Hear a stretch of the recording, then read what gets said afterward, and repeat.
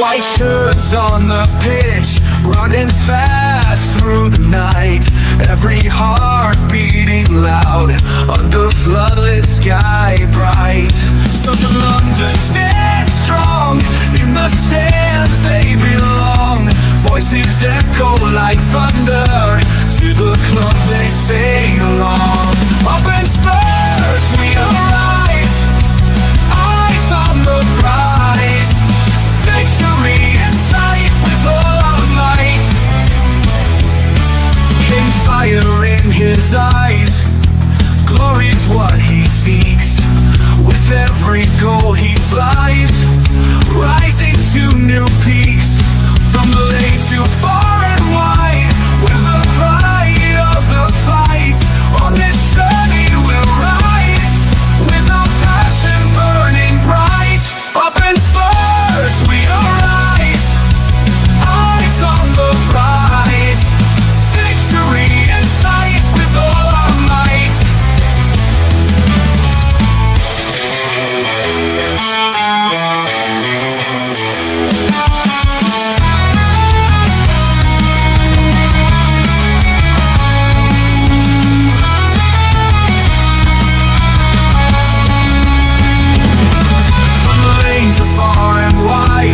The pride of the fight. On this journey we'll ride, with our passion burning bright. Up in Spurs we arise, eyes on the prize. Victory in sight with all our might. With all our might. With all our might.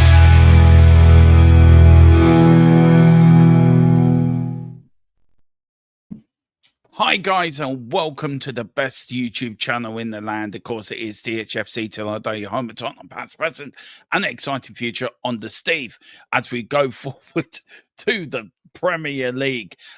This is Wolves Away, and of course, joining me now is my usual co-host, the King of America, the King of the Hill, the man that supports Tottenham's his home team is the American version of Tottenham, Seattle. I can't remember the second name. Sounders. Who had the privilege of watching last night, and believe me, they do play like Tottenham. It's Steve. Steve, look, before we get into the lineups, and we sort of got our predicted lineup right. We've got a mixed match, and we'll go through the Wolves lineup as well. Tactically, how do you think Ange? Firstly, how are you? And secondly, tactically, how's Ange going to set up today? Because we've got to get a win today. Yeah. Well, first and foremost, I'm excellent, man. It is match day, and here's the thing: I don't necessarily care what happened yesterday. I care about what happens today and tomorrow. Yeah. And every single time a match day comes along, I get fired up. Right, like you, I expect wins, I expect victory, and I expect greatness, and I expect nothing more from Tottenham Hotspur. So I am absolutely fired up. It is match day. Let's get on with this thing, and let's go ahead. Let's go get to the Molineux and grab the 3 points, put it in our back pocket, and march on to Germany to march on to the semifinals. Absolutely, that's it. That's all we can do. Just on today's lineup, are you surprised by how many changes have made? I am. To be fair, I think there's too many change. But is it a team that can win, Wolves? I expected rotation, 100% I did, but I actually had the number at 3. It turned out to be 4. And again, in the front line, I expected Solanke and Johnson to be there. I knew Matisse Tell was going to get a lot of run today. I think you and I were both expecting Wilson Odegaard to feature at some point, in the first team. In the match day squad, he is not. So Matisse Tell will grab the left side, which I'm completely fine with. So from that standpoint of the attacking 3, I expected this 100%. As far as the midfield goes, I got 2 of the 3 right.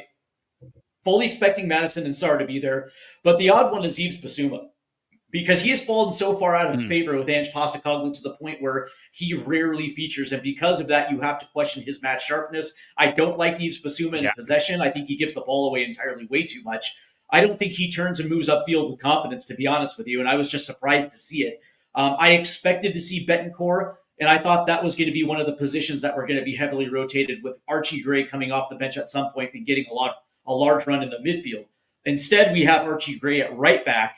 And again, to me, I'm a little questionable about that because, again, like Yves Basuma, hasn't played much recently, so you question whether or not the sharpness is going to be there. But that being said, Archie Gray is also turns out has been one of the better players this season, and he does have the ability to step in and do a good job. I'm okay with that. The other one was Ben Davis, and I know you had Ben Davis at left center half on your predicted Yeah. lineups as well too. And fair enough. I wanted Mikey Van de Ven just because I think the center back pairing between Romero and Van de Ven has to continue to get a lot more continuity, a lot more playing time to get back up to the levels that we know they can play at. So I was expecting maybe him for a half, but Ben Davis, okay, fine. And I expected Jed Spence as well too. And how Anish is going to set this up tactically is the way he always sets things up tactically. You're going to see a lot of build up the left hand side, which Jed Spence is actually pretty good. I think he's actually in the possession as well too. I think he's a little bit better than Destiny Udoji, and so who knows? Maybe Matisse Tell it has a potential to to work some wonders with Spence and Madison off the left hand side. Yeah. But for me, it's all about Dejan Kulusevski and his return to the match day squad. I am absolutely fired up because Decky has to get 30 minutes today ahead of a start on Thursday. It's absolutely such a massive improvement to have Decky back into this match day squad. And I'm quite honestly, man, he's my guy. Decky is my guy. So he's the heart and soul of the squad. So I'm just happy, man. He is. And look, for me, I think it's more of a change than I thought it would. I'm not sure about Archie Gray at fullback. I would have I hear you. Ben Davis on the fullback, Archie Gray in midfield. I've got no problem with Jed Spence playing. The other one that worries me is Basuma. Hope to keep them. Look, Basuma for me is gone in the summer. I just want him gone. I want 100%. Him out of the club. 100%. And so maybe somebody said earlier in Dave's show, is this in the shop window? I probably would agree with that. Want to say big up to Wayne Bonner. Big up Wayne, a member. He goes, good afternoon, everyone. 48-0 to Spurs today. A Vicario hat-trick incoming. That would be something. That would be something. And also big up to Carl Simpson, coys for my sins. It's Sonny the Mole. Who knows? Oh, who knows? Sonny Mole. Yeah, Sonny Mole. Only joking. He didn't get the contract extension he wanted, Derma. He's pissed. He's the Mole. Yeah, he is. No, he did get the 1-year extension. He wanted like 3 or 4, didn't he? Yeah, he did. Yeah, he only got 1 year. No, you're right. You're right, Steve. Yeah, it could be Sonny. He's only joking. He's not playing. He needs a rest. Yes, he does. And he says, Basuma will score today just to wind Dermo up. He will. And then I have to start doing this then. As I usually do. Didn't Basuma score a banger against Everton in the first half of the season? He did. Like when we had Everton at home, he had that little banger. Yeah. And actually, I did this as his celebration. And I actually got on one of the celebration things, actually me doing this. And I thought, never again. Basuma hat-trick, red card on the way. Exactly. We're 15 minutes away from kickoff. So, guys, get your score predictions in the chat. Let me know what you think the score is going to be. Also, guys, over and next, do hit the follow button. I think before we start, Steve, I think we'll get our channel sponsor out of the way. It's done. Okay. It's done. It's dusted. So we are, of course, sponsored by the best VPN around, the best in the world. It's better than NordVPN. I'm sorry. NordVPN is second only to private internet access. Yeah, best VPN around. No more. I'm watching this now, and I'm in Michigan, next door to Steve, apparently. I am in America. It's a lovely day outside. The sun is shining here in Michigan. And me and Steve are going to go out for a hot dog after the game. We're going to go and watch a game. We're going to go and watch our local game tonight. Me and Steve go for a few beers. Yeah, why not? I'm getting this off really well, actually. But we do offer the best. It is €45 for 2 years plus 4 months free. So before the game starts, I want to get it out over and done with. So we're going to pass over to Colin to give us the lowdown, to give us why private internet access should be your mainstay for internet safety. And here's Colin. Let me talk to you a little reference there. But I'm going to stop messing about. I'm going to talk to you about private internet access, the best VPN in the land. Now, when you're online, you may not realize, but all of your data is there for the taking by anybody. With a VPN such as private internet access, your data is safe and secure, streamlined, and nobody else can get hold of it. That's why I use one anyway. VPN's very easy to use. Private internet access, all you got to do is log on your phone, select where you want to be. So I want to be in America, and I click go, and there we are. You can also link up your devices to it from your phone if that is easier for you. It's available on a lot of platforms as well, as you can see, and you can use it for a very, very big range of things. So that's even better as well. You can use it, like I said, on all your devices, smartphone, tablets, gaming consoles, and stick it on your modem, and it's unlimited devices. One equals all. It's available all across the world, and it works perfectly. What they do is they mask your IP address, so pesky 3 o'clock kickoffs aren't an issue anymore, and they're independently audited, so there's no logs, 30 million customers, and 4.5-star Trustpilot rated excellent review. Private internet access. Get yours now. And that is, it is a great deal, guys. €45 for 2 years plus 4 months free. You cannot beat it. Steve, you live in America. VPNs are widely used over there. Is that the best 100%. deal around for you that you've seen? Well, from a price point standpoint, absolutely, right? There are a lot of good VPNs out there, but they also charge a little bit heavy for the services that they provide. But that being said, why would you not take a deal like that, and you're still going to get the exact same quality services you can from other VPNs while also saving on your monthly bill as well too? Why not protect yourself in the best possible way? Make sure your information is safe, so hackers or some corporate asshole is not going to take your information and then clock dollars off your personal information. So private internet access, 100%. €45? You're kidding me. Awesome deal.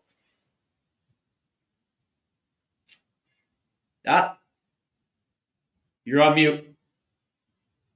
I'm on mute. Just got to pop off and get a drink before the start of the game. Do you want to just go through the chat? By the way, I'll start you off in this one. This is true. This actually happened. Yeah, I remember. I remember. Yeah. So Carl Simpson says the best time was when Dermot was moaning about Johnson, and no lie, 30 seconds later he scored. And by the way, that actually happened to me as well too in the Southampton game. What's funny about it, I was moaning a little bit about his work rate, and then all of a sudden he scores. Not only scores once, but scores twice, and it's like, okay, Brendan, I see it. Fair enough. Carl Simpson again says Derma's the VPN stalker. Yeah, I like it. David Clark is in the chat as well too. He says hi to everyone in the chat. Don't forget we are at the Mighty Wolves today. LOL. I don't know what to make of that, David. So you're going to have to elaborate on this one. Is that a little sarcasm on your end? Is there a little worry in your voice? It's going to be interesting to see. And he goes on to say, I think the Bull is digging the tunnel for Ange to escape. Yeah, maybe. And at least it's not the Seahawks. Hey, easy, buddy. Easy. Boris goes on to say the VPN is the mole, as it went hidden for as long as it did, but it just forgot to activate itself before releasing the info about the Wilson situation. XD. Funny stuff. So, interesting lineup today. I don't know how you guys feel about it. I still think there's enough quality on the pitch to get things done. What I do like about the fact is that James Madison is back in the starting 11. And he's going to be the pivot point for creativity, especially unlocking Dom Solanke. What I will say about this forward line, not just Brendan Johnson being a relegation team merchant, but also for the fact that Dom Solanke hasn't scored since coming back from his injury, and I would like to see a goal from Solanke as well too, just to kind of get the positive juices flowing for him ahead of Thursday. Because again, Solanke is an awfully big player for us, and there's been a lot of stick for Solanke lately, and I completely understand more than most when you pay a player to the tune of 65 million pounds, you're expecting the goals along with the work rate. And we've only seen one of the two. The back four to me is the interesting one because again, I thought that we would see Van de Ven at least start this game because when center back pairings, they need game time together just to have that familiarity. And the one thing that I will say is that the way that Ange Postecoglou does rotate, it's out of the realm of possibility that you would see Ben Davis at some point, maybe even at the half. But the one thing that you also have to take into consideration is that both of these guys have played 15, 16 matches. So for the most part, these guys need that game time. And I understand the inverse of that as well too, because you don't want to see these guys get hurt. But that being said, how are you going to develop that sharpness if they're not on the pitch? With only one being Christian Romero. And I understand game time and all that good stuff for a guy like Ben Davis. But that being said, the fullback situation was going to be an interesting one too. I know Dermo was talking about Ben Davis as a left back. But that being said, Ange doesn't really play on that left back, right? So I figured we would see Jed Spence at the left back position. We are, and I did expect Pedro Porro. And again, you could still rotate and still be able to make sure that his minutes are monitoring ahead of Thursday. But overall, this lineup is still good enough to go to Molineux and pick up 3 points. The question is whether or not they're going to be ready for this road contest. On the other side, I know Matthias Cunha is back. He is going to start on the bench along with Wang. The one of the guys that you have to watch out for in this one is going to be Strand Larson. I love this dude. I love his movement with the ball. The dude is actually a dangerous goal scorer. It's going to be interesting to see how Wolves attack this, especially in the counterattack with balls over the top. Because with Ben Davis in the lineup and not Mikey Van de Ven, you would probably assume that Wolves are going to try that back line. And when you have Archie Gray at right back, who hasn't got a lot of run at right back in a while, and then the combination of those two playing on the right side, how are their movements going to match up? How are they going to sync? And then of course on the left side, with Jed Spence playing without Mikey Van de Ven, how is that familiarity between him and Ben Davis on the left side, especially when Wolves are going to try to attack on the counter.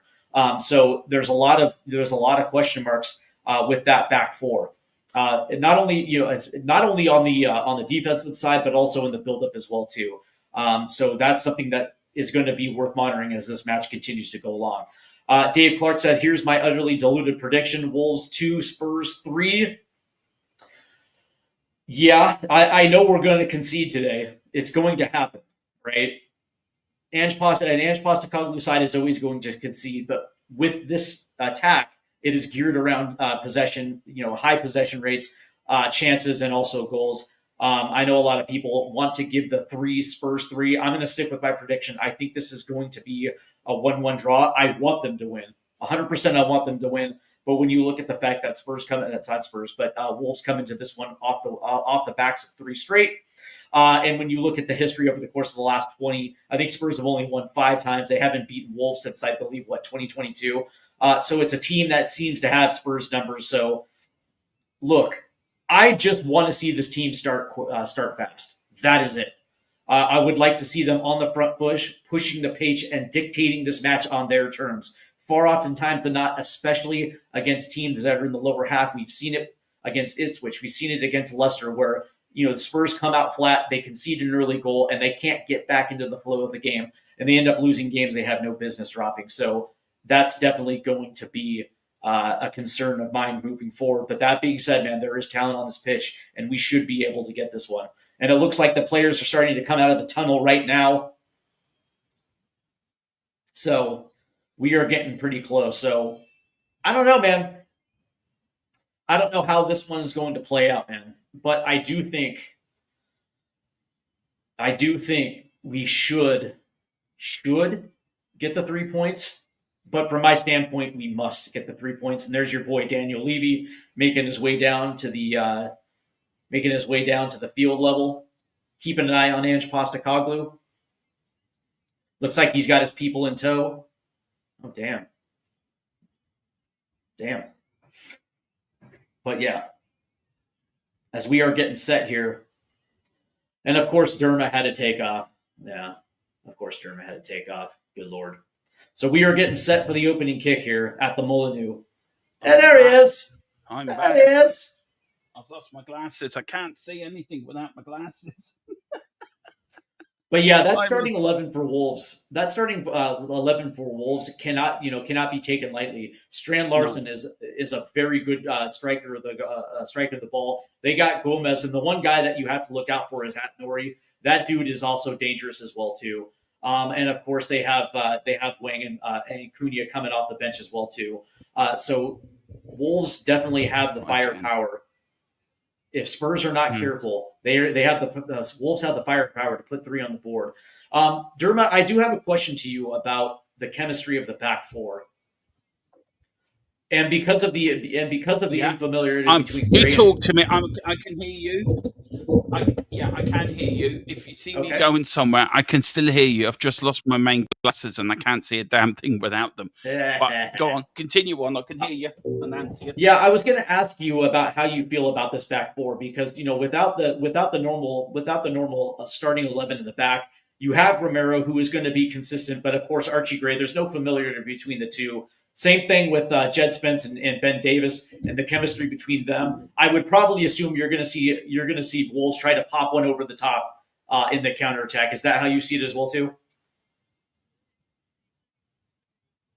Yeah, I do. I see the same as you. Actually, to be fair, I just think they're going to test us. I do. Yeah, they are. Where the hell are my glasses? Right, I'll be back in 1 minute, Steve. I've lost my glasses and I can't see. He's got a glasses malfunction. Yeah, you have Matusi and Belgrade essentially as the two high roaming 10s with Strand Larson. Nori is going to be on the left side with Semedo on the right. That is such a dangerous wing combination. Andre and João Gomes through the middle as the essentially the holding mids. They have a back three that's gonna a back three that's not exactly the greatest, but it's also they work well together. So for Tottenham Hotspur, of course, and Postecoglou in this traditional 4-3-3 with Vicario in the back. I love how. By the way, I love how Peacock has their visuals as Spurs setting up in a 4-2-3-1. That's something I want to do for next season. By the way, that's something I want to do. I need to link you into what we use graphics wise for next season because if I'm like this, you can start the timer. What a way to start a stream. 64 people watching. Domo looking through his glasses. Oh, yeah. Right, you know what, totally I am thick. I'm telling you, man, your first impression is on point, my guy. I am thick. Do you know where they were? This is no word of a lie. They were there. That's where they were. Oh my God! I've just seen the referee. What is did the bald head blind you? Please, not him. Please, no, not him. Nope, he's there. Not that idiot. No.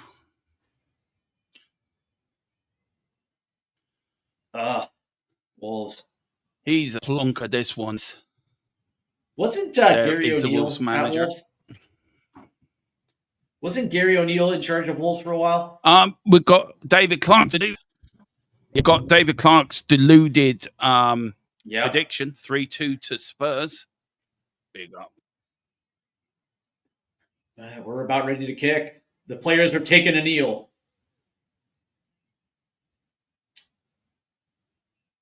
Well, all right. I'm glad they kneeled.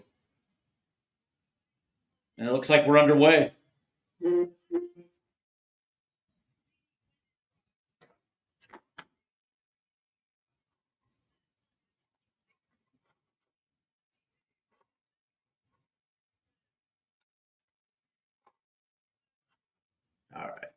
All right. And it looks like what Semedo is gonna push this off the right. Is there going to be a whistle? 100%. There's going to be a whistle right there. And all of a sudden, that's going to be on Sarr. And Sarr is kind of chirping at the ref, and trying to figure out exactly what he's going to get a whistle for. A free kick. Tomato hits the turf, and now we got a free kick. Was that Belgrade? Yeah. Bellegarde? Yeah. Standing it was, over yeah. this one. Good Lord. Yeah. Already an advantageous position for Wolves. 55 seconds Oh, into please, this one. no. There's Vicario. Yeah, Vicario. Marching orders. There is Tell being told to stay behind the line. Tell says, F you, ref, I do what I want because I'm Mateus Tell. Here we go. The referee's now saying to the goalkeeper, stay there, Vicario. I can see you. He's having the talk now with a few of the Wolves players. I'll see you after the game, lads, for a few pints. Ball in. But anyway, dangerous start for Tottenham. Dangerous start for Wolves. Can Tottenham survive this? Corner goes in. Oh, punch out. It's kicked in. Oh, no. Oh, would you believe it? Oh, for 1 minute sake, into the seriously. match. 1 minute Within into a the minute. match, off the rebound. You're kidding me. 1 minute. Are you fucking kidding me? Seriously. 1 minute in, and they Now, concede. it is being checked by VAR. Has he given it? Or is it going to VAR? Has he given it? I think he's given it. Vicario says it was handled. It was at Nori. Ange looks... Again, we were mentioning him in the pregame. So there's the ball in. Punched away by Vicario. And there's at Nori. Let's have a I look. think he's going to get... I'm sorry, there's nothing wrong there. That he's going to give that. That's a goal. And I think Vicario was calling what... Vicario was calling what interference. And there's Ben Davis standing right in front of his goalie. Dude, Ben Davis was sitting there watching it. Fucking hell. Hang on. For a possible offside. Come on, it. VAR. Come on, VAR. VAR. Hook a brother up, VAR. Connect. He's waiting to be told. Damn it. 55 seconds into this one.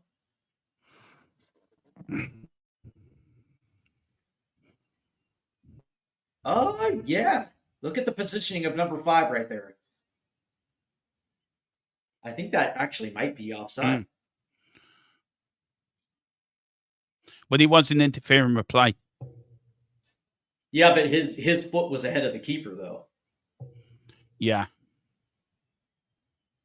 His positioning, it looked like he looked a little offside. Come on, VAR. So and of has course, he given it? When you have VAR take this long, I would assume that this goal is going to come off. Let's see. Let's find out. Oh, they're giving it. They're giving it to him. A minute into this goddamn match, Spurs concede off a set piece as at Nori was there to collect the rebound from the punch out of Vicario. Oh, he's giving it a goal. Yeah. Before Tottenham can even get into this match, they've already conceded. Unreal, Derma. Yeah, it is. Sorry, just mine keeps. There we go.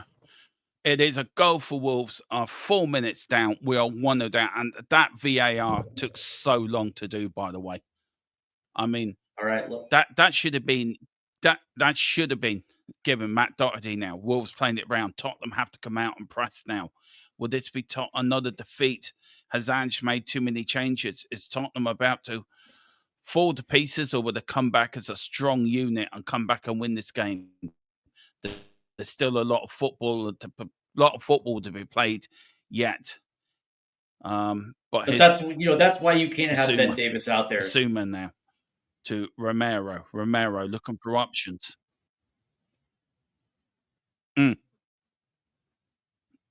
Oh. No, I agree with you. He was literally standing there on the line just watching the ball. Didn't make a move to try to block it. Yeah. That's a free kick, referee. How far are you ahead of me? What's your time? 5 minutes and 27 seconds. Oh, I'm way behind you. All right, let me hit Yeah, pause I'm real way quick. behind you. All right, so Yeah, I'm hang at on. I'll 5 give you minutes. 2 minutes. I'm at 5. Yeah, I'm at 5:37. Okay, I'll let you know. Now, Okay. yeah, I'm at 5:41 now. I need to sort out the Yep. scoreboard as well. Yep. Same as well. And that could have easily just been 2-0 right there. And Yeah, Strand it Larson could have from been. his butt puts one on and just barely goes wide. Another that was actually a bad pass from Fakari right there. It was. Oh, Here's Tell now. Tell running down the wing. The overlap. Here's Papa Sarr. Papa oh, here we Sarr now go. tries. Go on, Spurs. Here's Tell. Now Spurs starting to put down Basuma. Puts it back now. Here is Romero. Romero now to Archie Gray. Archie Gray now to Brennan Johnson. Brennan Johnson tries to get Gay through. Puts a cross in. Good header out. That was good defended by Wolves, but Spurs putting an attack on. Good response for Tottenham, by the way, Steve. Haven't Little bit, gone yeah. in themselves. They responded very well. But you can see the energy that Wolves have after that early goal. It almost seems Yeah. like right now Tottenham has to build back some of this momentum lost, and it looks like they're just Yeah. It looks like they're just a little tentative. But that being said, what we want to see right now is a response, 100%. We Yeah. can't allow Wolves to continue to grow into this game. No, we can't afford to lose this game.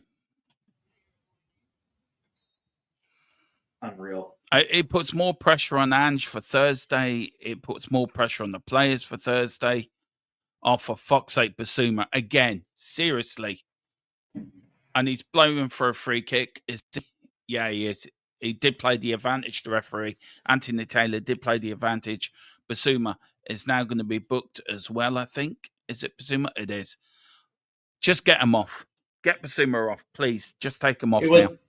Yeah, it was like that's the thing, right? We were talking in the pre-match the theory behind playing Basuma, a guy that has not played at all in a while.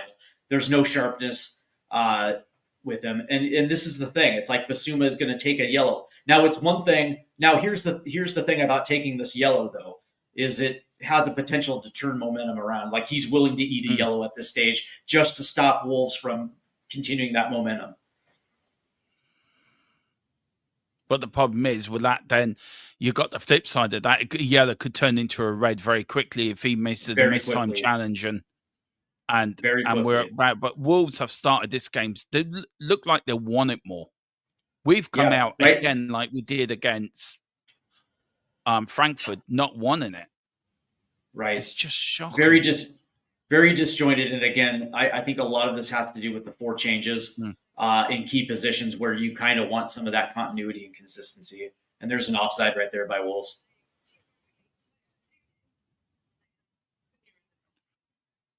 Looks like Ron Tyler in the chat says same old Tottenham.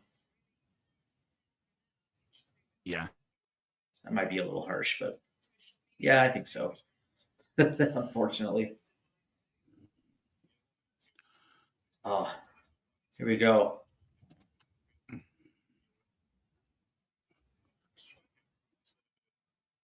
There's a switch right there to Brendan Johnson. Johnson puts one in. That gets blocked. Oh, shot on goal. Oh. Yeah, that gets redirected to the goalie. Look at that's not a bad little play in by Brendan Johnson. The initial cross gets deflected right to the foot of Matisse Tell, whose shot gets deflected as well too.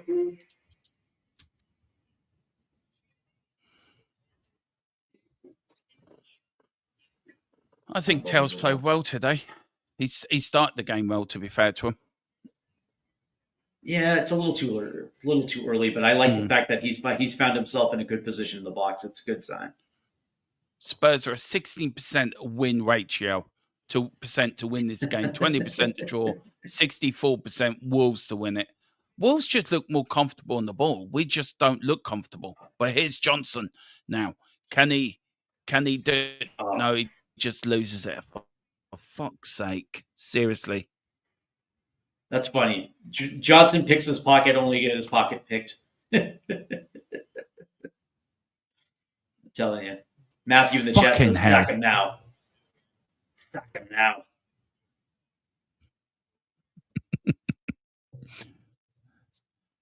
I don't know what it is, but the I'm just my internet. It's nothing with the internet. I think to do with the VPN. I don't know why it's playing up with me today, and I'm trying to flog this stuff, and it's really playing up with me today for some reason.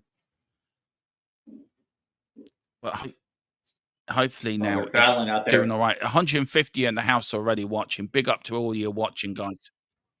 Oh, Absolutely. that is going out for a Spurs throw. Big up to Matthew. Big up to Ron Tyler as well. Same old Tottenham. Yeah, there's same old Tottenham in it. Yeah. Ron. But we've seen it What all was before, that? Ronnie boy. And we'll see it Okay, again. it was. Do you know, I I just want to just see the can't get response. up for, yeah, and we're not seeing one. We're 11 minutes in, and we're not seeing the response whatsoever. This is shocking performance, like. Look at the And smoothness and the see, like, fluidity in which the smoothness and the fluidity Yeah. in which Wolves are passing the ball. yeah, And Archie Gray just got. it's Doherty now. Oh, header in there from Wolves. Is it a case of we've got one eye on Thursday and we're taking an eye off this? The players out there got one eye on Thursday. It looks like that. Maybe. I just wonder just how prepared this team was coming in, whether or not there was just enough focus on this one, and whether or not that comes down to Ange and the preparation or the players themselves necessarily taking this one. I always wonder whether or not Spurs just show up at places just thinking they have the talent to blow teams off the pitch, and just coming in maybe just a little too cocky, a little too confident, and then all of a sudden, when you see a team like Wolves just throw numbers in the press, and you see how Spurs react, they almost look like they just fold. It's like Wolves are really pressing Tottenham like that. Oh yeah, and we're not pressing them like. Here's nice move by Solanke now. Solanke. Go on, get Telly on your way. Go on, Tel. Go on, Get in the box, Run at Tom. them, son. Go on, run at them. Here's Solanke. Why are you going to do stupid things like that, Solanke? Seriously. Tried to turn and then gets his pocket pick, and now there's a whistle on Tel. Yeah. Oh, for fuck's sake. Do you know what? If we are watching the end of Ange, this is a painful end to his manage. This is a painful end. That's all I'm going to say. Don't let Wolves do it to you, Ange. And because of the start like this, and because of the nature of how they started and the way this first half progresses, would you be surprised to see Van de Ven come in at the half? Or would you be surprised if you see Kulusevski come in at the half, chasing a goal, getting some minutes in, just being a little bit more solid? Yeah.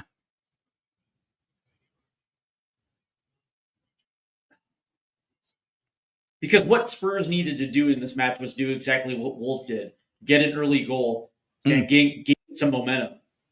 And it just seems that we're just cleaner on the ball. Oh, for God's sake. Come on, Tottenham. 15 minutes in, it is 1-0 Wolves, guys. I don't know. I really do not know what I'm watching. I'm watching a disjointed, disconnected team that's not even trying. Honestly. And where's the leadership? Where's the leaders? Where's the captains? It looks like they're trying. It's just they don't. Some of these guys haven't played in a while, and so there's just no anticipation. It's like A to B, B to C, but for whatever reason they can't accomplish B to C. It's just interesting. It's like interesting to watch this. And then what's going to take players. Yeah, I agree with you, Steve. I do. Matthew Dermott, did you remember when Ange made that statement that the Premier is as easier as this? Yeah, I do. It's that sort of coming to bite him back in the arse now, isn't it? It's who we are, mate. Man. Well, you know what changes this? I can see the Tottenham players. What? I was going to say, you know what changes this, Derma? A goal. What's A that? goal changes it. Yeah. A goal changes everything.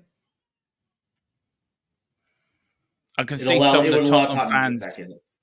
Yeah, I can see a lot of Tottenham fans there on the stands getting a bit disgruntled with the players, sort of not happy, really not happy. There's He Gomez. does though, Matthew.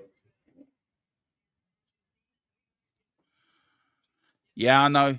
He didn't really say that, Matthew. He was more stating the fact. He didn't actually say, I always win in my second season. He was stating the fact that anywhere he's gone, he has won in his second season. Second season. He wasn't saying, He wasn't saying it to yeah, be flipped. he wasn't saying, I always win. It was So there's no whistle stating on the there's no fact. whistle on Solanke. Ugh. Spurs are getting bullied.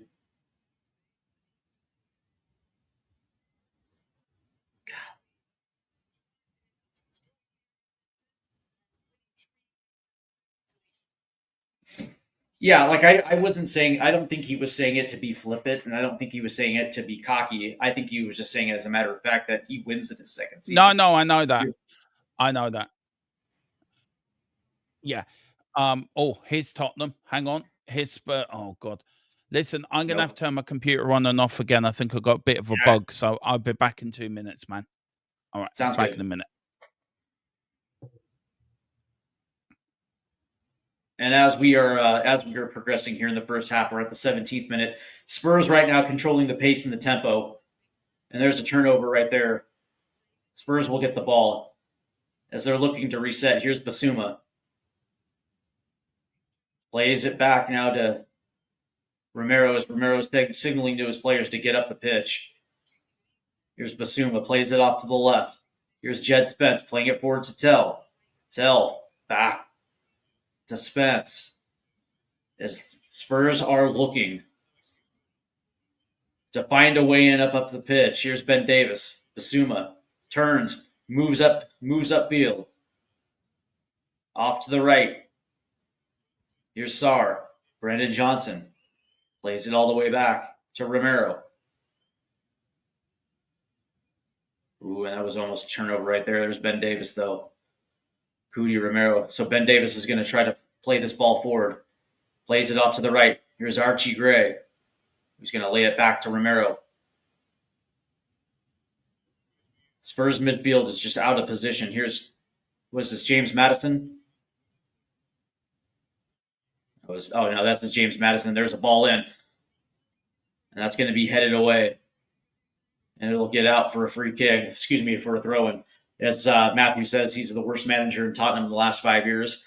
Well, considering that every manager in the last 5 years has failed, I don't think it's really much of a comparison.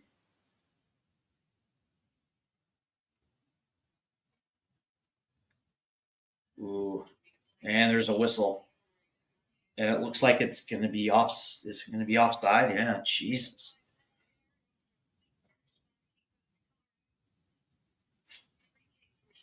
Where's the intensity, man? Where's the fight?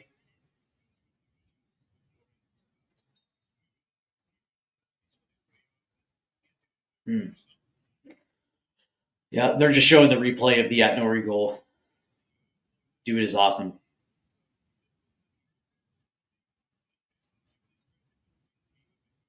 As the Wolves were trying to play it up, Spurs end up with the ball. Here's Matisse Tell, wide left.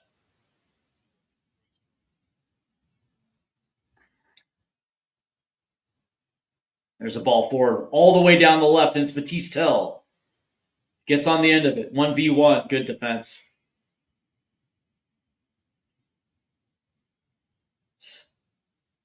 As Semedo just puts his boot in there and just pokes it right out of bounds. Spurs will have a throw in here. Here's Madison. And there's the whistle. Yeah. As Madison was essentially tackled to the ground. Looks like by Gomez right there. Yeah. That's easy. That's going to be an easy whistle. So Spurs will have a free kick.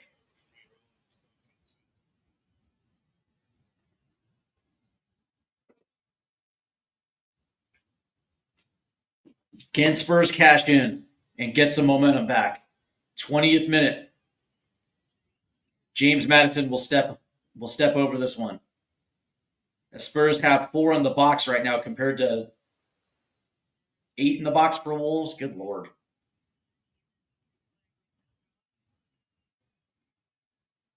Excuse me, 5 in the box. There's Solanke. Come on, Big Dom. There's a ball in, and that's going to be headed out. This team is not a good set piece taking team. Nice ball in. Oh, and that's deflected out and away. Here's Basuma. Shot on net. Ooh, saved by Sa. That was an absolute cracker there by Yves Basuma, who stepped up and just put one on net. That was an absolute screamer. Spurs had a chance on the rebound right there, as it just flew a little past right there. The Spurs will reset. Here's Basuma trying to play it in.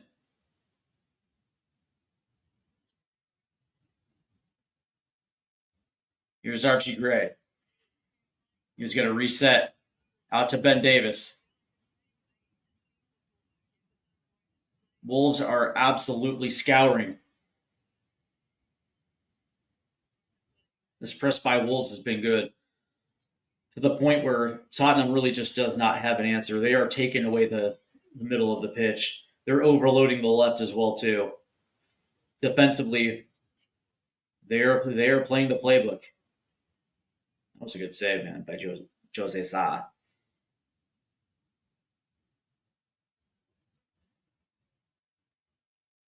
Good save. That's Spurs on the counter. Here's Dom Solanke looking for a runner. Pocket picked. Wolves on the counter. Plays it forward. Oh, and they were looking for Strand Larson right there.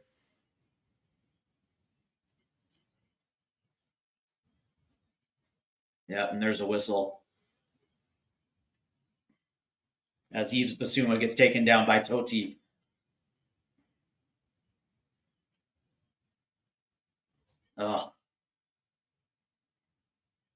Spurs are just getting punked.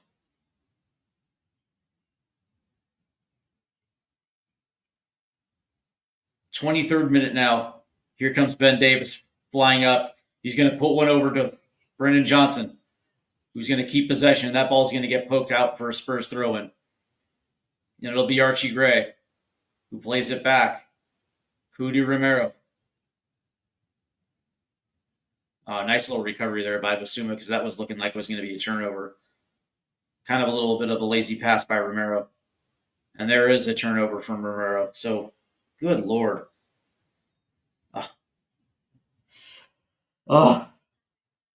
Late whistle on Gomez.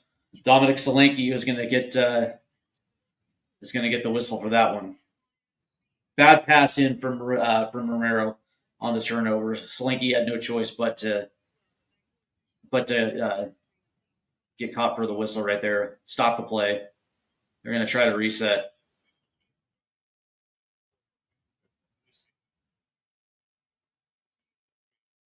So far, only a handful of players have looked good. Oh, nice pass by Brendan Johnson. Here's Solanke. Trying to be caught out by 2, and that's gonna eventually get out, though. As Andre was right there. As Wolves had 2 converging on Solanke, he was trying to find a way around. Ball inadvertently goes out, so it'll be a Spurs throw-in. This just has not looked good so far for Spurs. Sluggish in the attack. Disjointed in the build-up. Here's Jed Spence. Ball across. As Matisse Tell had to reach to corral that ball in. He's going to lay it back off of James Madison. Jed Spence is going to play it back to Romero. Over to Johnson. On the overlap is Archie Gray. Ball in. Oh, Almost found Sar. Paul Pablo says we are shite. I would say for the first 25 minutes, I would probably agree with that. Good Lord. Here's Ben Davis is going to play it out left for James Madison, who's going to try to play this forward. Just not a lot of good runs. Not a lot of commitment to go forward. Here's Madison, who's going to play one in to Solanke, under delivered. Oh, nice for Solanke. And they're going to say what, offside?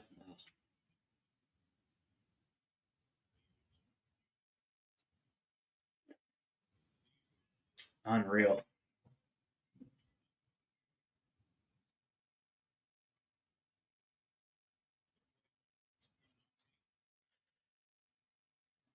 Shaki in goal is having a nightmare. Yeah. Good Lord, man. To concede within the first minute, it's just heartbreaking.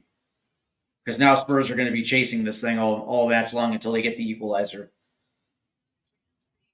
And the way that the team is in the buildup, I don't know. But they got a runner off to the left. It's Matisse Tell. Good ball over the top.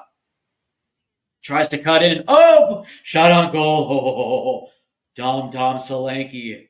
Tell found Solanke. Yeah, shaky in goal. Yeah.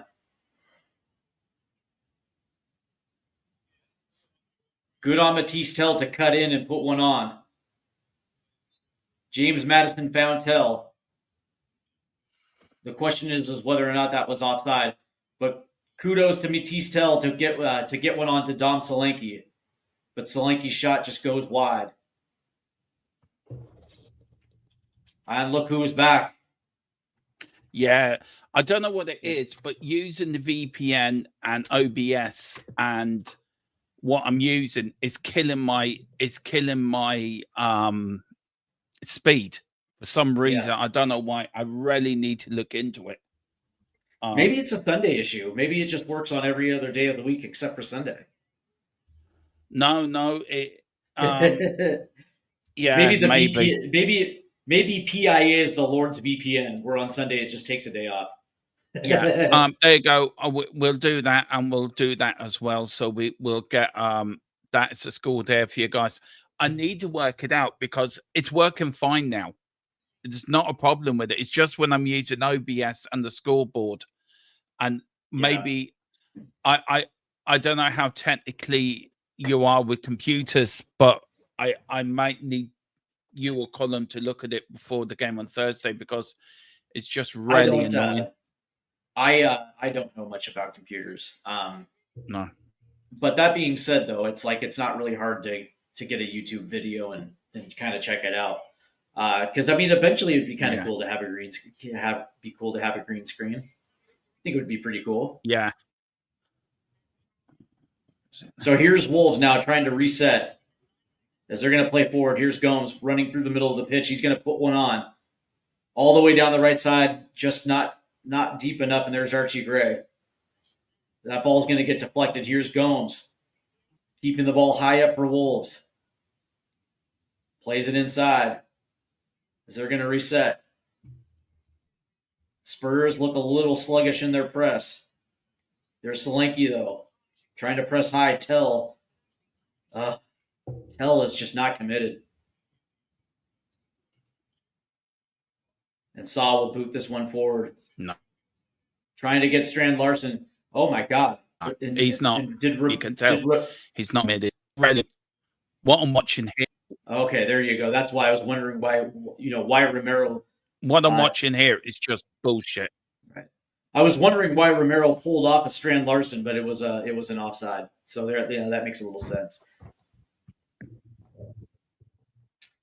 Gerard O'Connor says people were saying we would finish in the top four, like bottom four. Well, to be fair, when you looked at this team on paper to start the season, there was the potential that this thing could go right if everything broke right. right? If this team could stay healthy and have their starting 11 on the field for the better part of the season, there was an argument to be had that it was good enough to potentially see a top 4 or at least a top 6 finish. But everything went terribly wrong. All at the same time, by the way. And it looks like there's a whistle now as Andre is sitting down on the turf, and apparently I think they're gonna whistle Madison for that foul. No, it looks like it went the other way. It did go the other way. No, this is, by the way, Paul Pablo, this is not Ange Ball at all. No. We haven't seen Ange Ball since the first 10 games of his tenure here in Tottenham, and even then it was questionable at best. What for me, what time are you at, man? 31-16. 31-16. 31-20. Right. Let me know when you get to 31-38 because I'm well ahead of you. All right. 31-30, 31-31. And we're coming up on 38-2 and right now. Right, there you go. And now I'm at 31-41. Yeah, same here. Okay. Yeah, as I was saying, Derma, the biggest issue that I've seen today is the fact that the attack looks disjointed. They're not able to piece together clean passes. But it seems like as this first half has gotten on to the later stages, it looks like they're getting a little bit better as they're progressing into the game. They're growing into the game a little bit, but it's still just crap. Big up to 290 in the house. I'm sorry I can't bring you my normal graphics as we normally do, but there's something just, if I run OBS and used as I'm in Michigan next door, is something to do with my PC, and I've never had the problem before. It's only the last 2 games, so it needs looking into. So I have to speak to my IT department if you're watching, if you're off tomorrow. But yeah, IT guy, let's get on it. But it just kills it. I don't know why. I don't know why it's killing it. Like, I do know that sometimes when I operate multiple systems, that it does slow down a little bit. And some of them take a lot of gigabytes or whatever. But it's never done before.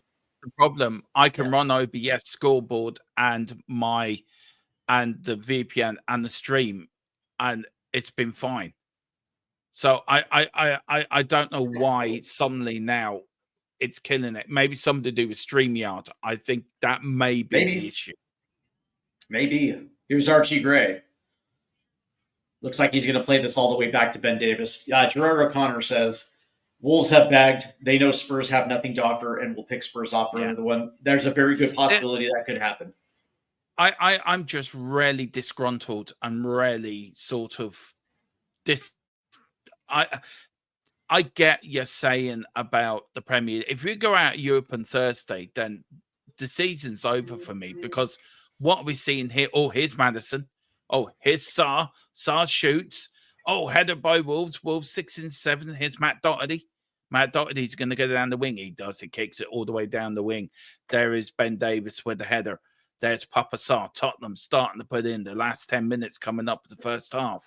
Here's Romero. Romero now to Ben Davis. Ben Davis now looking for options. Now here's James Madison, the darts man, looking for options.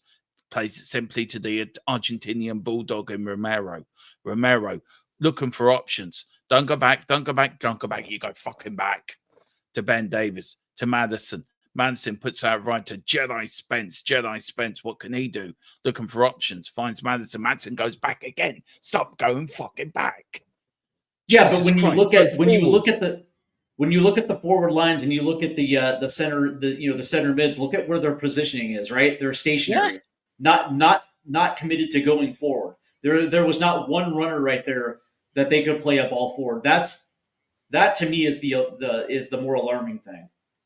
The players are not.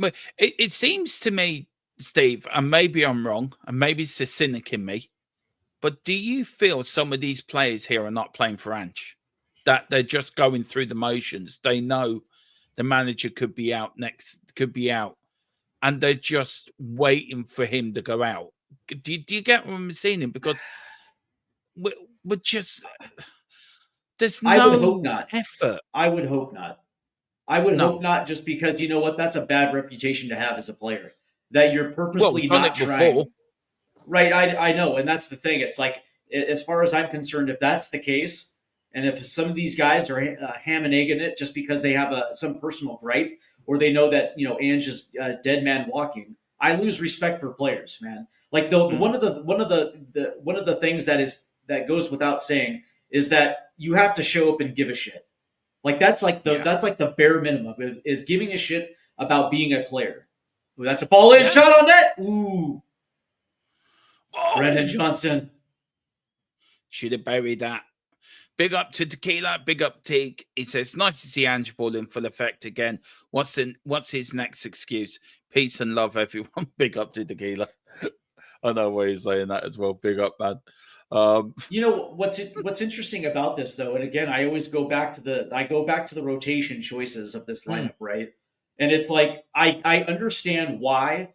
Right, and I didn't have a problem with Matisse Tell at the left wing. Right, I had a good feeling that Sonny was going to get dropped. One of the things that I was surprised was, again, Yves Bissouma, who has not played, who has not trained with the first team, and he's not necessarily training with the starting 11. So there's a lot of unfamiliarity because there's no chemistry in the midfield, right? And again, Archie Gray at right back. And as much as I love Archie Gray, he hasn't started at right back in a long time. And so now all of a sudden he has to feel out Christian Romero for the first 25 minutes, right? So there's just a lot of questionable decisions with the rotation. And again, it's like there's a reason why I had Betancourt starting today and with Mikey Van de Ven starting today is because at least there's a budding chemistry with a lot of some of these players, and you can still heavily rotate. Like that's not the thing. The idea was to start fast and to start early and be the one that was going to be on the front foot and bag the early goal, and then you can start making your substitutions at the 60th minute. Oh, they just scored again. Oh, for fuck's sake! There it is. I am sorry. I'm sorry. It's a Spence on goal, by the way. And by the way, you can see the body language in Jed Spence as well, too. Yeah. Good Lord. Oh, for fuck's sake, man. Oh, it's an own goal.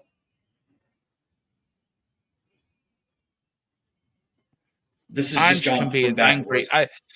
I'm sorry. This has gone from bad to worse. It is. Here's Wolves, and it's Matt Doherty. Puts it through. Is a header. It really wasn't nothing. It was a save from Vicario straight onto Jed Spence. It was, and number 3 brings it in, a weak header as well. Oh my good Lord! The original ball in got deflected. It came down, and credit Vicario for the heads up. For the heads up block, but it went right into Jed Spence. Bad position. Like I don't know how you feel about that. Why push it? To me, catch the damn fucking ball. Right. He was Vicario was heads up being with a good positioning, but that's the thing is there's Jed Spence right in front of him again. So again, the question is whether or not Jed Spence had bad positioning there. Oh, it's Vicario. But you know what? Yeah, you know what? But by the way, I agree with you. Instead of punching it away, why didn't he just corral it? 100%. Problem is, it's what they're taught within Italy, isn't it? It's how they're taught. It's how they're trained to punch all the time. You watch all Italian keepers stuff. Look, I'm saying it now. I think there has to be serious. Daniel Levy is there today, isn't he? You said earlier, I think. Yeah, he was there. Yeah, he's here. Yeah, I think there has to be serious talks now. I mean. Would you? By the way, would you sack Ange ahead of the second leg? If they lose today and it gets crooked, let's say that they will score another 2, and it's like a 4-0. Is that it? I mean, would you just Daniel Levy sacked Jose Mourinho ahead of a cup final, for Christ's sake. To be honest, I would. Just 1 minute, Steve. I'll be back in a minute, man. Yeah. And all of a sudden, it's gone from bad to worse now, an own goal. As Tequila says, no point sacking him now. Too little, too late. Yeah, I think a lot of fans would probably say that the time to do it was after the cup exit against Aston Villa. But that being said, yeah, maybe I probably agree.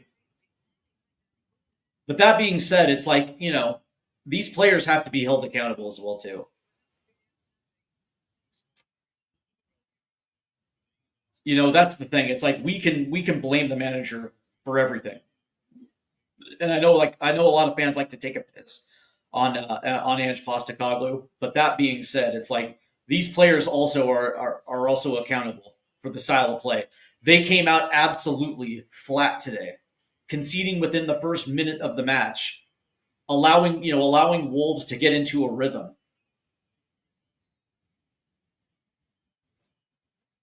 But now here comes a substitution as Belgrade is going to come off the pitch.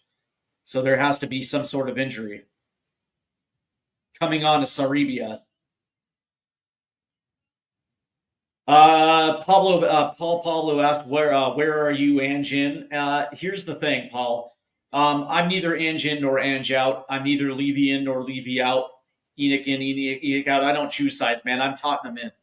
I want the absolute very best for this club.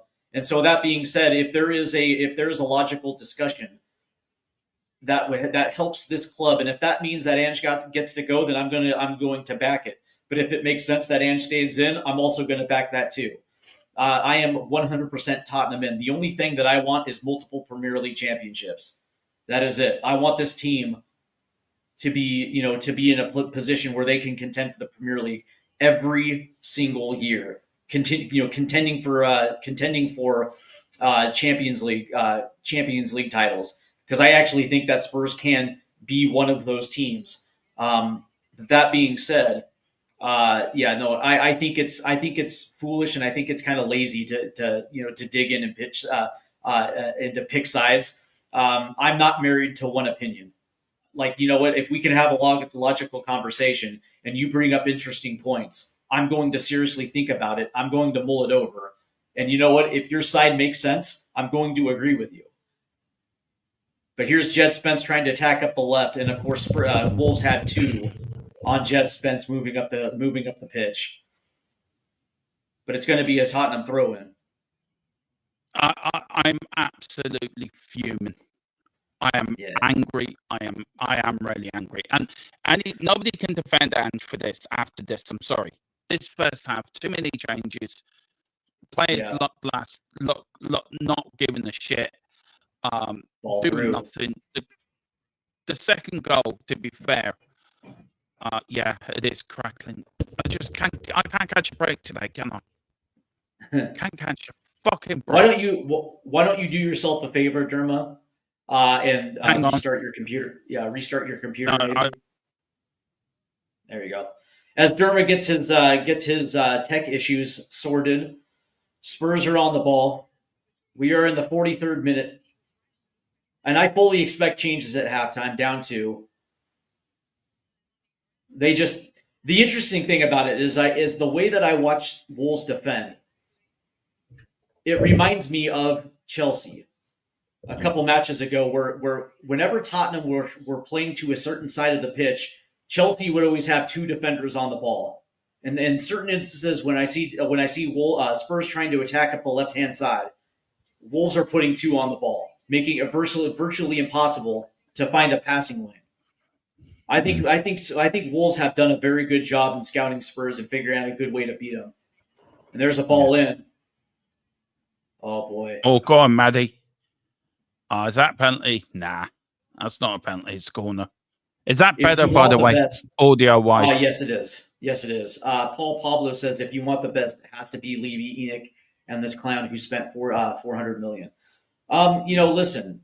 Listen. One of my biggest gripes about Daniel Levy is the fact that when you look at the Deloitte Money League and you see that Spurs are a top 10 team in revenue, and you look at the revenue streams of this team, and then when you look at the weekly wage sheets, and you look at the net spends, it doesn't reflect it.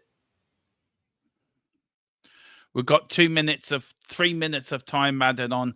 I tell you one thing. I'm just today is just I know why it's happening now, why I'm having my problems. I'll speak to you after the stream. Yeah, I've worked for it sure.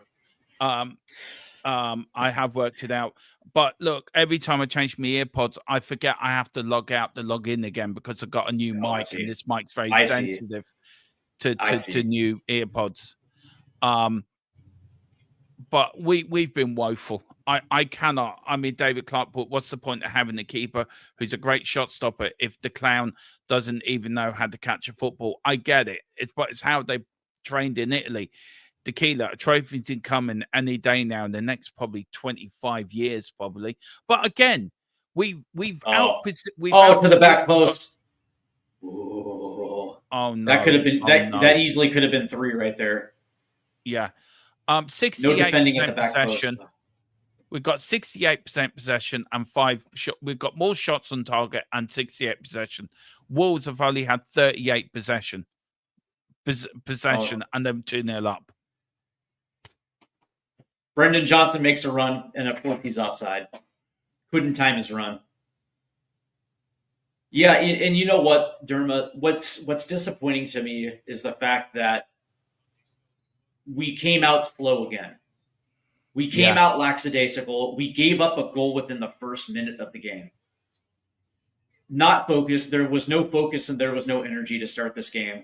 And as soon as they went down, they started pressing. And once they started pressing, they became disjointed. Yeah. And now there's a turnover. Oh boy, here's Strand Larson playing it in. Okay, good defense right there by Sarr. Spurs on the break. Oh, here comes Tell now. Tell on the break, looking for options, looking for somewhere. Tries to find Solanke. Solanke puts it out to Tell. Tell gets the ball. Spence doing the overlap. Doesn't find him. Do you know, use fucking Spence, Tell. Stop being a fucking martyr and trying to do it all by yourself. Fucking use the overlap. You're not 100%. fucking Pele. You're not Messi. You're not Ronaldo. You're not a fucking great player. You're a shit player that hasn't played well for us. Use the fucking overlap, you stupid fucker. Right, and not only that, but you also had Spence, who actually made a very good timed overlap as he was running to the end line right there, and of course Tell cuts in, but he does draw the whistle, so there is a free kick here. I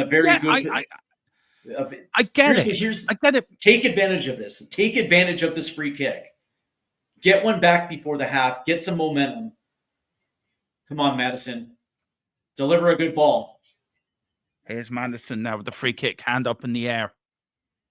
Free kick comes in, and that's gone as high as it's going around the moon. And Tottenham yet again cannot fucking shoot on fucking target. Fucking Ange Postecoglou, just walk out of my club now. Go. Just go now. For the love that is holy. We're losing to fucking Wolves. We shouldn't be losing to fucking Wolves. We should turn up today and fucking win. Fucking win a game of fucking football. It's 16 fucking games we've lost. 17 this fucking season. I'm fucking sick of it. I have had it up to here with the shower of shite we are watching. You know, nobody gives a shit. We do. We, the fans, do. We turn up every fucking week in, week out, stream in, stream out. We are here supporting these players, supporting this team, supporting the boys to go through, wanting them to win. And all we ask of them is to turn up and put in a fucking performance just to try. Just to, if they lose, right? Yeah, if they lose, and I know they've... Sorry for my swearing. I'm just really angry. If they lose and they've put in a performance, I can accept that. I can really accept that. What I won't accept is the shower of trash that I am watching now. I am watching. This is an absolute disgrace. Dude, have a little confidence in your ability to play the game of football. Show up and actually play hard. Like, we're not asking much by asking players to give a shit. Yes, were there some questionable decisions in the starting 11? Absolutely, and we can hold Ange Postecoglou 100% accountable for some of these decisions. But the players that were on the pitch are good enough to give a good performance. And they came out lackadaisical. They came out without any focus. They came out acting like they could just show up and get a win. And what happened? What fucking happened, Derma? They conceded within the first minute. They allowed Wolves and their fans to get into this match early. And then what happens? Now all of a sudden they can't get forward. Now all of a sudden there's no confidence on the ball. There's no commitment in getting runners forward. I mean, they're just showing the first goal now. I mean, it's an absolute that's a shambles. When can I just say I apologize for my language? It's not normally like me. I get that, and I do apologize for any offense that I may have caused with my swearing. I'm not normally like that, so I do apologize. But I'm just so angry. I mean, I'm looking at the first goal now. I mean, and there's Ben Davis just looking at the ball. Instead of trying to get himself in a position to clear it, he's just watching, standing there and watching. And then we've got the second goal. Here's a few chances now. It's just we could have been 3-0 down, by the way, quite easily. Yeah. Quite easily. I'm sorry. I mean, I've always tried to give Ange Postecoglou a real chance. I've always there. Tequila would tell you, there's always something that drags me back in. And always tried to drag me back in. And I always give him a chance. He's going to do well. I give these players a chance. I do well. And they come out and they play like a crock of fucking wankers that have been on the piss last night and they can't be bothered. They're like all suffering with hangovers, like a Sunday morning team. And I tell you one thing, Steve, either Ange Postecoglou gets a grip of these players at halftime and throws the kitchen sink at them, or he has to go. If we play like this on Thursday, Frankfurt are gonna absolutely maul us. We're gonna be humiliated. And what pisses me off is the body language of some of these players with their heads down, slunking away at halftime. And the attitude that gives is that they've already lost. Yeah. You know what I mean? It's like, good Lord, man. All I will say is this is not the type of attitude that inspires fans. When you show up and act like you just don't give a shit, like this is just a write-off. See, that's the thing. We were talking about this yesterday, right? And the importance of this game. Actually. Right, because the reality is, it's like, okay, fine. So you throw all your eggs in the basket of Europa League. Okay, that's cool. And the rest of the season is just a write-off. Well, if you have that attitude and the rest of the season doesn't matter, the players are not going to take it seriously. The players are just going to show up and collect a paycheck, knowing that the only thing they're playing for is Europa League. Yeah, right. And so that's all they care about. This is what we see. This is what we're seeing. Players not giving a shit. That's what pisses me off. And oh, by the way, I know there was somebody in the chat that was asking about the wisdom bringing Matisse Dell back at that price point. 100% not. If he wants to go back to Bayern Munich, let him go back to Bayern Munich. Yeah. Tequila says back to you, Steve. Big up to Greeks of Maccabi. I'll get to your comment in a minute, actually. Tequila, because a good comment. Big up to Greeks. He says, Sturman, no need to apologize. When your club is in the mud, it's an emotional open wound. I completely understand. Well, thank you so much, Geeks. I really appreciate that, man. And I know you must be hurting today. With Liverpool could be winning the league next weekend. So big up to you, Geeks. We've got to get you one again. We're going to have to do another show together again, man. It's been a while since we've done one. Tequila says, this is to your response to you. But Steve, why would players or even the manager give a shit? The league is done. Been done for months now. Look, I can understand where Tequila's coming from on this. I really can. I think there's a valid point to be made that I think Tequila's saying, I'm not trying to put words in Tequila's mouth here, but I think there's a valid point that the Europa League is a way of getting into the Champions League and getting into the winning the trophy. So all eggs must go into one basket. You're your argument yesterday was the Premier League does matter, and it's all down to It money. does. It does. But Well, it's not just all down to money, because I've been in these situations where on paper going into a season it looked like we had the horses to compete, and for whatever reason it just fell apart. But the reality is there's something still to play for, right? And I understand there's some people who's going to say, well, if you finish 8th or 9th, what does it matter? Well, I'll tell you why it matters. Is because this is an opportunity to build your squad, bring your squad together for the next season. There is still something to play for. And pride, let me tell you something about pride. Pride is something that you should want, especially in these type of seasons where you actually have some of these, catastrophes. It's a way to rebound. It's a way to hang your head high. It's a way for Ange Postecoglou to sit there and say, remember this. Remember this feeling. And remember these emotions when you ended up losing games you had no business losing, and the injuries where a player questions himself of whether or not he's able to play at this level. Use that as motivation. Use that as a motivating tool, and actually bring the squad together. I get that, and I think from Tequila's point of view is because he's lost faith in the manager, and I can understand why. And after seeing today, I get it. I really do get it. We both do. We're both angry, by the way. We're not happy 100%. In what we're seeing. Does it? I mean, they're all talking about. I would like to ask Tequila a question. Who is your manager you want to bring in? I want to put this into the chat as well. Who do you think can do a better job out of these group of players?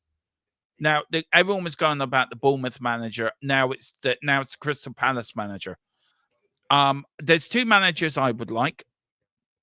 One of them's out of work at the moment, Xavi. I think Xavi would be a great manager to bring in. He can work with young players. Didn't do great at Barcelona, but I think he would do a good job. And Thomas Frank, they're my two. He does have a question for you also as well, Tequila, before we get your answer on that. Where in the States are you from, Steve? He asks. I will tell you, I'm originally from the beautiful state of Washington and the Emerald City, which is Seattle, Washington, and recently I've moved to the fighting town of Flint, Michigan. So I am here in the Midwest, and it's pretty awesome actually. But yeah, to answer your question, Derma, the guys that I like, if that is indeed in the cards, and we are going to make a switch at manager, I would like to see Oliver Glasner. Or I would like to see Thomas Frank as well too. I think those guys understand that they're not necessarily married to one system. They have the ability to adjust depending on the opponent in which they play. I like having that fluidity. But if those guys don't want to take over this situation, and I wouldn't blame them, I like the idea of Marco Silva at Fulham as well too. Yeah, I think that's a good shout actually. That's a very good show. I tell you who would be, and is Eddie Howe. Now, can I just firstly wish Eddie Howe all the best? He's in hospital at the moment. He was rushed in on Friday evening. So, look, from everyone here, we wish you all the best. And look, as part of me says, I'm absolutely delighted Newcastle won the trophy. They really deserve it. They've been through heartache year after year, 50-odd years since the Slav won the trophy. I don't want the Bournemouth manager coming to Tottenham. I really don't think he's good enough. I don't think he's good enough. And go on. By the way, do you know why I like Eddie Howe? Because look at what he brought to Bournemouth and the stability he brought to Bournemouth, getting them from the Championship to the Premier League, and then not only getting to the Premier League but staying in the Premier League. He goes to Newcastle in an untenable situation at Newcastle, and what does he bring? Stability to Newcastle. Right, and he was there as they were building that squad. And what I like about Eddie Howe is he brings calmness. He brings stability and calmness to a team that absolutely needs it right now. And he's also one that fosters direction. That's a good shout out. That's a very good shout out, Dermot. Eddie Howe is actually a really good name. Now the question is, would he come here? Would he leave Newcastle for Spurs? Well, what I'm hearing is what I did hear, and I've heard this a few times, that the new people that are coming in want Eddie Howe. That's who they want. They don't want Ange in. We got Matthew saying here, he says, yes, the Oregon territory. I'm from BC. I'm taking that's British Columbia. That is, but by the way, I'm not from the Oregon territory. I'm from the Washington territory. Born and raised Yeah. in Seattle, Washington. And don't get me wrong, I got a lot of love for Eastern Oregon, but yeah, Mm. Oregon territory are those folks from Oregon. But you know what? I'll tell you what. I do like BC though. Vancouver is a hip town, and I enjoy it up there. Yeah, we were discussing a road trip last night. We're all going to take, aren't we? We're all Yeah. discussing the road trip across America for the World Cup. Guess what, if Ireland Derma? get there. Guess what, Derma? Though I got good news. Though I got approved for my passport, and it's going to be coming this week. So now that I have the passport, I actually can make the trek over to Ireland. Yes. We'll get Colin to come over. We'll try to do a joint stream in a pub in Dublin somewhere. We'll do that. Yeah, that would do. Wouldn't that be excellent to do a live stream in a pub in Dublin while we're drinking really good beer and eating really good Spurs food? Oh, in the summer. Wouldn't that be awesome? Everybody would. We've got Wayne Bonner says, I don't care who comes in, only get shafted by leaving crappy transfer focuses, right? Wasn't Washington the last state? That is very nice, better than California. Look, tomorrow's stream, I was thinking, what can I do for tomorrow's stream? And tomorrow's stream is sort of writes itself now. It's going to be a transfer stream. It's going to be a stream on what the news I've heard, but also I'm going to tonight or tomorrow, I will put it together. I'm going to put the squad together up on put all the defenders, the midfielders, and the forwards, and we're going to go through it bit by bit. We are going to do it. We're going to go through the squad. Who do we get rid of? Who do we keep? Who do we sell? And then what I want from you guys is I want from you. I'll get it from Tequila as well. Tequila, if you can send me what you want, we'll get involved in this as well. I get James as well. It's the players you want to see us go for in the summer. And well, I'll tell you what, Dermot. What? I was going to say, if you go at 6:00 Eastern, I can join you. Which is, what's that Irish time? 10 or 11. Yeah, I'll do that at 10 tomorrow night. We're doing the normal 8:00 show tomorrow. We'll do it, James, but I will go on at 11 tomorrow night if that's all right. Is 11 suit you all right tomorrow night? Yeah, because we're a 5-hour difference, so that would be 6:00. Yeah, 6:00 my time. Yeah. Perfect. Okay, fine. And you and me will go through the squad. We'll go. Yep. James might even join us. We might even get him to come on. And Tequila might if he wants to come on. The teams are out for the second half. I think it's appropriate. I think it's appropriate to do it by ourselves. I think we've got to go through the squad. We have to. But the teams are out. I don't know if there's any substitution for Tottenham. Again, I apologize for no scoreboard, for the usual graphics we bring up on this channel. I think I've worked out why it is doing what it's doing, because it hasn't done it since I've done it. But if not, I will, and we're off and on the way. I will bring up an alternative scoreboard for next weekend. But it is Tottenham. We're all in blue. No changes. I just don't understand why not. That for me is I'm done. I'm done. He hasn't made one single change in that second half. I'm sorry. I'm done.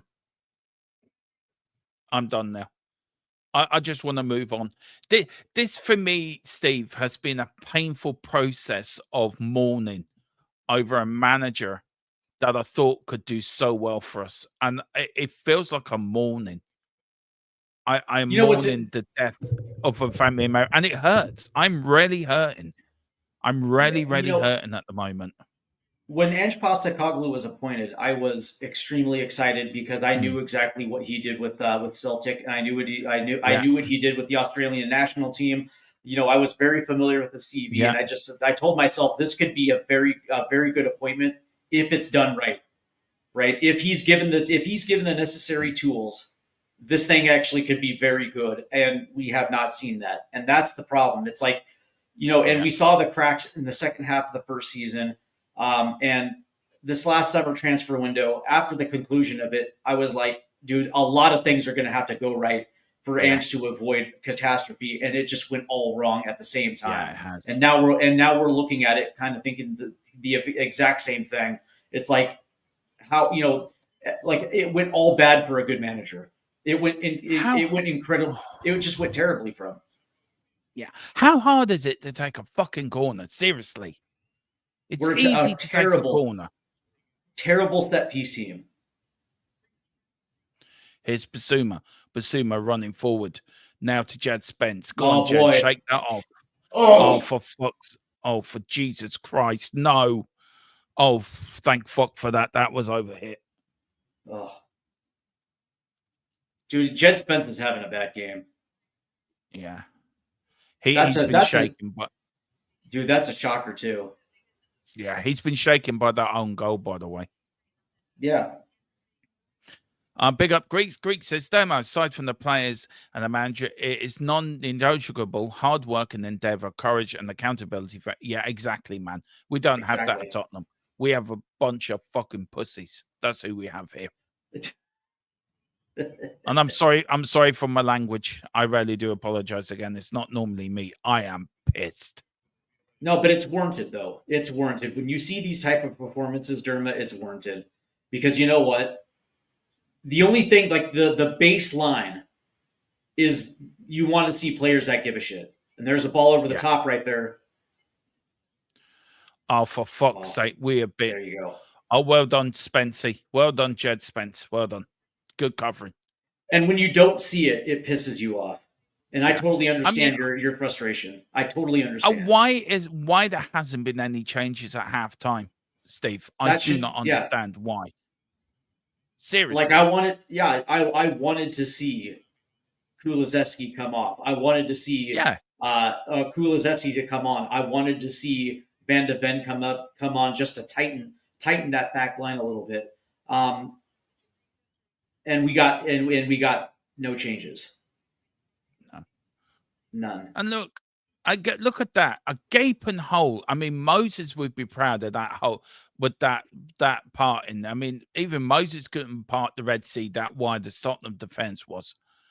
But at least Jed Spence got back. At least Spence got back to at least break it up, because that could have been 3. The problem is, though, he won't be sacked before Thursday. We know that. If we lose on Thursday, is that it? Yeah. That has to be it. Most likely.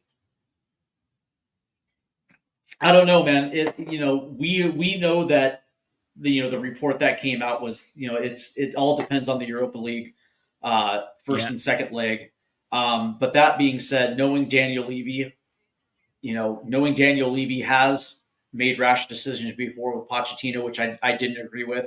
Jose Mourinho, I didn't agree with those sackings. But that being said, he has pulled the trigger when it was least expected. So, would I be surprised if it happened after this match? No, that's all I'm saying. I wouldn't be surprised. This is 17 defeats in the league now. I don't know how long. No other manager has lasted this long. Like, we can't defend. I mean, Romero's still trying a little bit now. Here's Tottenham now. Here's Mateus Tan, who's really starting to get on my nerves.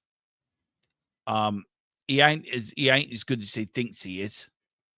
Big up to Ryan Taylor. 30th Premier League defeats in total for Ange Postecoglou. Well, this match is not over, so I'm not going to count it until it's officially over. No. But that being said, let me ask you a question, Derma.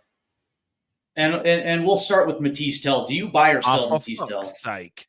Yeah. I wouldn't buy sell. I wouldn't buy Tell if he was on a free and plus I wouldn't buy him. He can go back to bloody Bayern Munich and stay there. He's offered nothing. Here's a question. Why? Buy or sell Sonny? I'm curious about that. I keep Sonny. I think Sonny gets too much. I think Sonny gets too much disrespect for what he's given to the club, by the way. He gets way too much disrespect. You know what's interesting about this is, like, when it comes to Solanke, I actually buy Solanke. I think Solanke would be a very good squad player for this team. Especially in the cup matches and things like that. It would be mutually beneficial to keep Solanke around. But there's no doubt that this team needs a prime number 9. somebody that can give you those goals when the game isn't necessarily going your way. Yeah, Tequila says Tell didn't want to come. We all knew it. Yeah, we did. Yeah. He did say at Yeah. the time, to be fair, Tequila, and you were right. I think you have a right to say I told you so. I think you do. Yeah. Oh, Because 100%. I think you have a Oh, boy. well right to say I told you so. But we're just, oh, for fuck's sake. Good block right there by Ben Davis. Good block on Well, he Davis gave to away not the allow the ball cross. to begin with. Yeah. Yeah. Oh, yeah. Yeah. This is just a pathetic performance. It really is.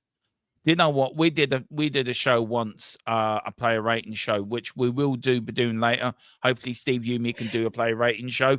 We're going to rate the players. I tell you what, we did one, and Tequila gave a lot of them 1. This is a 1 performance for me. I think in isolation, certain performances have been better than others, but for the most part, as a collective, this has been just a shit performance. It's been embarrassing. A little bit. You go to Molineux and just not even show. Spurs no show today. Yeah, I feel sorry for the fans that have travelled all the way up there. By the way, yeah. And there's stuff in social media where Ange said in the press conference about abuse and I get what he's trying to say. I do. I do get what he's saying, but these players deserve abuse today. They deserve to be told you played shit, you are shit. And the thing is, they come to Thursday and they build up for it's a European night. But this is the bread and butter. This is where you make your living. This is the league where you gain an extra position, you gain more money. This is your bread and butter. This should be number 1. Yep. Everything else is number 2. You leave and now. Here comes come. Yep, it's Betancourt and Bergvall. So Basuma and Sarr come off, and finally, I'm glad because we're in the 55th minute. We still have a lot of time left. Get some quality on the pitch. At least get one back. Try your best to get one back. We all know Basuma and Sarr cannot play together. I mean, it's like putting Tweedledum together. They cannot play together. You know what's interesting, right? Like I was fine with Sarr in the starting 11, but to play Basuma, it's head scratching. It's head scratching. It is. It's like I would have rather seen Betancourt start, and then you can pull him off at this time if you want to rest him, and then bring Archie Gray in. It just for the life of me, man. I mean, Tequila will tell you how many times, Tequila, and I hope you put it in the chat, I have said Basuma and Sarr cannot play together. I mean, any time we've seen it's gone out for a corner? No, it's gone out for a goal kick. How many times we've seen starting lineups and like Tequila used to jump on and I say, this is not going to work. They don't work together. They don't complement each other. They don't work well together. It seems like Basuma's running around like a headless chicken. He doesn't care. Sarr's trying to cover 2. Tequila says, have said the same thing, Demo. We nearly always struggle with it. We do. It's like Sarr's trying to do 2 jobs. He's trying to cover his size plus Basuma's side because Basuma isn't doing any of the work. You put like a Basuma, you put a Sarr, Betancourt, Bergvall in that midfield works because they all do the individual jobs. They all do their individual performances, but they work well as a unit. You look at the back 4. Ben Davis does. I look, as much as Ben Davis has been at the club, and look, Ben Davis gets a lot of stick. I think sometimes. Oh, here's Wolves. Oh, nice save. Wolves again. Nice save. Oh, here's Wolves again. Oh, good save from Vacaria. Ben Davis shouldn't get all the abuse he gets because I feel Ben Davis he's been a good servant to the club. Do you know what I mean? 100%. Ben Davis does not play well with Romero. Ben Davis should be a squad player you bring on with 10 minutes to go just to shore things up. Or if you've got an injury, play him. Right. You start with Van de Ven. Or you start with an Archie Gray. Or an early cut match, you know what I mean? Where you can give him some minutes early in the season. But the reality is And again, I always go back to it's like, considering that Romero and Van de Ven have only played 16 games this season, made 16 appearances, like they haven't really had much time to gel together. And it's like this was an opportunity to really kind of solidify that center back pairing. And it's like, well, for fuck's sake. And it's like now you're bringing them back into the second leg. It's like it's the consistent start-stop. You know what I mean? Like start-stop for players can be detrimental, right? Like I understand you're trying to not let him get it hurt, but that's the consistent start-stop also leads to injuries as well too. I don't know, man. It does, and with 57, like these players need to get into a rhythm. Have we had the shot on target yet? By the way, I don't think in the second half. No, in the second half, I don't think. No, it's like they've come out with the same attitude, like, "Oh, we're going to play it around the back, and we're going to."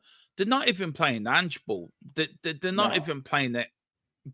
We haven't seen it in a while. We haven't seen true Ange ball or anything that resembles it in quite a while. I mean, Jess Spence loses it again. I don't get it. I don't get it.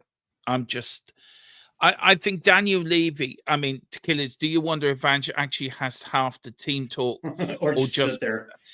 I think he's got to the point. What can I say? What I haven't said already? Oh, nice overlap. Nice. Oh, it's in. Yes. Oh, it's Tell. Come on. We're back in it. It's Matisse Tell. Oh boy, and Jose Sa. Come on. Oh, Sa. Oh, look at that. Oh, Sa and Slanky were chipping it up. Go on, Slanky. Go on. See, I'm made about these players enough they score, Steve. It does work. There we go. They get one back, and that's huge. That's so huge. And it starts with Lucas Bergvall making that run, slotting it forward. Yeah, look at that. It was a good pass from the back. There's Bergvall just charging forward. And then he slots it in nicely. Was that Brendan Johnson? Oh, yeah, it was. Yeah. Brendan Johnson with the cross. Good cross. And it looks like Semenyo missed it. He did. And Tell just puts it on. He did. Lucky. Come off the defender as well, by the way, off his back. Yeah, he just missed it. You watch and it just went it right off the back. Yeah, it does. It come on. Oh, God, he's lucky. All right, lucky. Let's get back into this now. Now you got Come on now, boys. Come on, Spurs. Come on, you Spurs. And obviously, Lucas Bergvall steps right on the pitch, and all of a sudden, Spurs get one in the back of the net. Yeah. I love tequilas. Look, look, I told you all along that Tell would be amazing. Yeah, that's funny.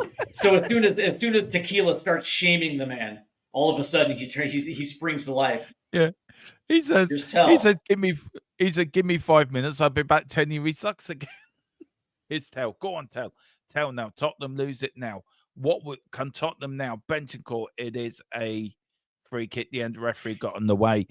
Be up, Peter M just joined in. Hello to everyone. Hope we've got back into the air. We just did. We just scored. What time are you at, by the way, Steve? 60 minutes and 17 seconds. Right. I'm at 60 minutes 20. Am I a couple of seconds behind you? Yeah, you are. You're just like 4 seconds behind. So let me hit pause and tell me. So I'm at 60-30. Now. Okay. We used to have this with Mr. Brady, by the way. This is like a running thing. It's so funny that me and Philip we had this thing. Big up to everyone. Big up Peter and big up 282 of you in the house already. Excellent. Already. Joining us. What I loved about Bergvall, Bergvall was like, hold my beer, because all you need to do is give me 3 steps, mister, and I'll slot one through the door. Come on now. Come on. Come on, you Spurs. Here's James Maddison. Come on, you Spurs. Come on, Tottenham. Let's get back in this. Madison now. Here's Tell. Tell on the wing. Spence doing the overlaps. Tell doesn't use them. Tell now goes into centre to Bentancur now to Bergville, who actually changed the game since he's come on. A lovely crossfield ball from Bentancur to Spence. Here's Spence now. Madison. Oh, come on. Here's Archie Gray. Just a little too heavy. On that cross. Yeah. Come on, Tottenham Archie. now. Nice little. First time putting some pressure on. Really high up here is Maddison outside of the foot to Spence. Spence now checks, gets deflected. Wolves get it out. Wolves under a bit of pressure at the moment. Tottenham it's all Tottenham at the moment, by the way. Yeah. Here's Romero. Romero Yeah. to Ben Davis. Ben Davis to Maddison. Maddison looking for options. Finds Jedi Spence. Jedi Spence looking. Checks. Does he go back? Yes, he does. He goes back to Maddison. Maddison now to Tell on the wing. Tell checks. Puts the cross in. Looking for Solanke. Doesn't find him. Wolves. Here's Bentancur. Tottenham get it back again. Oh, look at Ben that. Davis. Now, good Look at stuff that. from Spurs here. Ratcheting up the Benny. pressure a little bit. Oh, Benny, what you Yeah. doing, man? ooh. And here's Wolves. Wolves on the attack. Tottenham stretched. Oh, that's going so wide that Wolves can't even catch it. Anyway. Benny and the Jets. Go on. Here's Wolves now. Can't Come on, concede you your. Spurs. You can't concede your. No. Another one, that'd be it. But look, even that goal, it doesn't take away from how bad the performance has been, by the way. No, but it gets you back in the. It gets you a little bit. Of It momentum. does. It gets you back in. It gets you back into and it. it gets you a bit of hope as well, doesn't it? As a fan, you've got that bit of hope and a little bit of desire that we can get back into this. But we mustn't concede. We can't. Oh, Jesus, Romero. Oh, no. Oh, for fuck's sake. Seriously? Are you kidding me? Romero, you fucking numpy. Seriously. And Romero gets picked. He gets picked. And then it's just slotted over to Strand Larson, who just taps it in for a 3-1. Oh. Seriously, Romero got picked so badly. I'm surprised he's still got his shirt, his shorts, and his socks on him. What are you thinking, Romero? Fucking hell. And what we were saying about momentum. Talk us through this goal, Steve. What happened there? Yeah, it's a ball over the top, and there's Romero. He's there to clear it, and then he just gets his back pocket picked. Ball comes, home dude just takes it into the box, slots it over to Strand Larson, who's just right there. Nobody is marking Strand Larson. It looks like Jed Spence was responsible. He's 10 yards back. Good Lord. And that's the thing is what was I saying prior to this one? You can't allow a dude like Strand Larson to make runs. You have to keep him accountable. And it's like I feel bad. I feel bad for Romero, but that being said, it's like you're that right there. You're 100% responsible for it because you're actually in control of the ball. Yeah, I mean, here's Wolves now. Wolves will get another one, by the way. What? See, here's the thing, Tequila, right? Tequila says he wants to play for Madrid, but when Madrid sees these type of mistakes, and Madrid sees Romero has the tendency to switch off in moments. Do you think Madrid wants a dude like that? Does he? I mean, the Real Madrid manager might not even be there next season. I'm more looking at Atletico Madrid. He may be going to Argentinian manager. Carlo Ancelotti. Yeah, but there's an Argentinian manager at Atletico Madrid. Is there the link there? Has he already checked out of this season? I get your point. I think you make a very valid point. That why would Real Madrid want him? Because if I'm watching it, right? Do you remember in the first leg of the North London derby at Tottenham Hotspur Stadium? Yeah. On the set piece, Romero checked out, and all of a sudden, Saliba just heads went in, and it's like we've seen this last year as well too. That sometimes he just checks out for 10 seconds, and all of a sudden there's a goal conceded, and it's like, dude, he's so good that he should never get his back pocket picked like that. No. Ron Taylor says, Tequila says, never give up on your dreams. I say, yeah, my dream is Tottenham to win the trophy. We'll never give up on that. Ron Tyler says, get Ange out of my club. More quality from Romero. Bo says, I feel Levy's not even giving Ange till next week. I see Mason stepping in up and Ange being let go. Do you know what? I'm not be surprised if Ange Postecoglou gets the sack after this game. This is a performance that gets managers the sack. Yeah. It really is. I mean, you've been watching the game, or here's Solanke. Go on. Here's Bergville. Here's Johnson. Here's Archie Gray. Just being picked. Do you know what I'm getting at, Steve? Is this a performance that gets managers? Without a doubt. Without a doubt. Yeah. But then again, yeah, it does. And it does for a few reasons, because the reality is that Ange Postecoglou is responsible for picking the starting 11. And knowing that you can't trust Yves Bissouma. You can't trust him. He has shown Ange Postecoglou that he is not the guy, and he cannot be trusted, and he's in the starting 11. Yeah. Knowing that Archie Gray hasn't had a lot of run at right back, and he's in the starting 11 at right back. Okay, so there's that. And then the players come out and absolutely take a shit. Take a big, giant shit on this game. And now all of a sudden they concede. Oh. And by the way, Cunha is Madison. The match now. Yeah, here's Madison. Tequila says, Dermo, you say that every week, though, my man. It's bound to come right sometime, Tequila. It will come right once.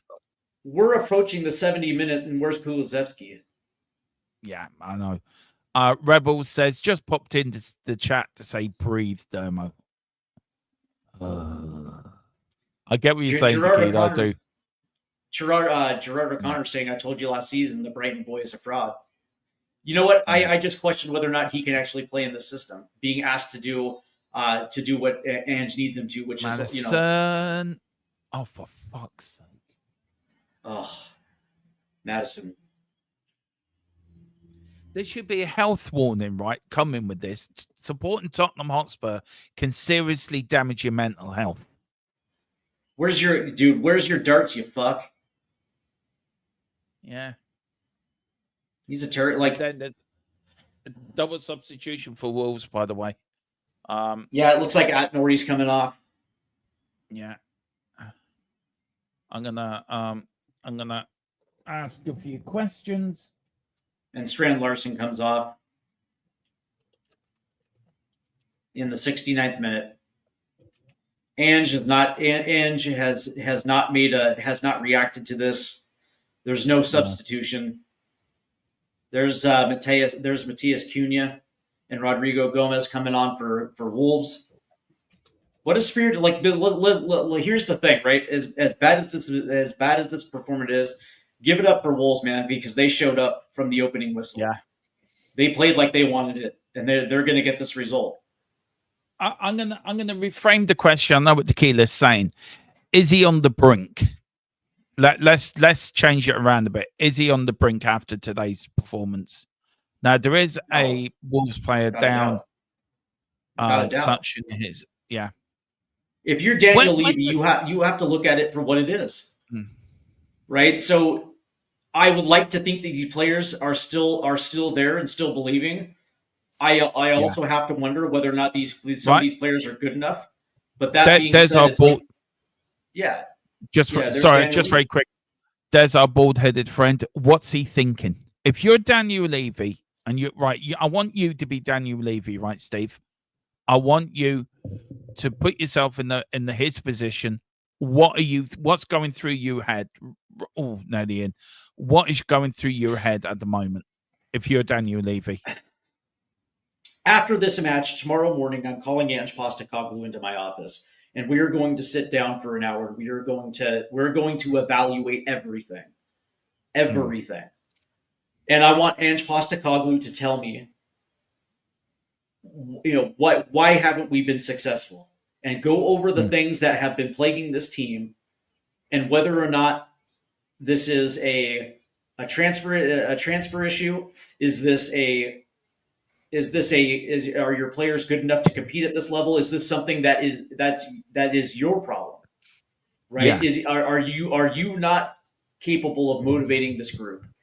Because have these players quit because they understand the season. The season is over essentially. And if that's the case, then yeah, you have to make that decision, and it might be tough. It might be tough, but that being said, the overall response has to be in the best interest of this club. Mm. And if that Yeah, means it's time to go, it's time to go. yeah. I love Tequila's response, Steve. Read that. Yeah. I mean, Yeah, it's I like think that's the best comment of the stream. It has Beyonce, to be. Beyonce has a great ass. I can't wait to see her at my stadium soon. Yeah, for sure. Yeah, I love To that. the left, to the left. And Ange is a Yeah. box to the left, to the left, to the Yeah. left. And any manager, instead of any single ladies, you should be any single managers free. All my single managers, all my single gaffers. We're just look Oh, again. We're just being Madison- torn apart here. Oh, dude, we have gotten punked all game long. Yeah, he's giving a free kick, by the way. As Madison just got bullied and got his back pocket picked. Big up to Kev Williams. Kev, I haven't seen you for a while, man. How are you doing? How's Roland Rat? Is he still alive? Is he still kicking? No, because Kev's got a picture of Roland Rat's mate Kevin on his profile picture, which says, I'm sad to say, I thought we would fall by 3 or 4 goals today. That's how it's sad it is. Hello, where are you off to? Oh, okay, Grant. All right, no problem. No problem. I agree, but it's a free kick now to Wolverhampton Wanderers. A pathetic performance by Tottenham Hotspur today. Nobody's actually, nobody's guarded themselves in glory. Madison, we've got Bentacle, Romero, Solanke, Tell in the wall.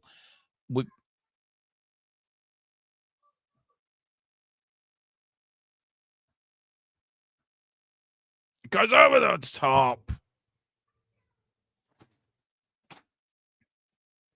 Just give us 2 minutes, guys. Can you? I just want to check something. Very much so.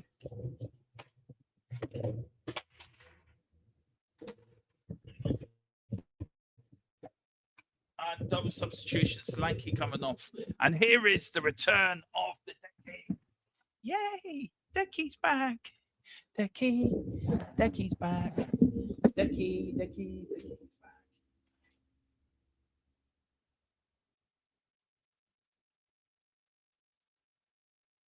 Oh, okay. That's why I can hear. Next door's in. Sorry, I was just. Oh, Jesus. I'm coming. I'm back. I'm back. Decky, baby. Decky is in the house with Rochelle. Decky, I know. I just saw that. Decky was. Matthew says the invisible Dermo, Dr. Dermatron. I think Dermo's lost it fully now and just destroyed him. He has destroyed me. But here's Wolves. Wolves on the attack. Is it going to be 4? No, it's not going to be 4.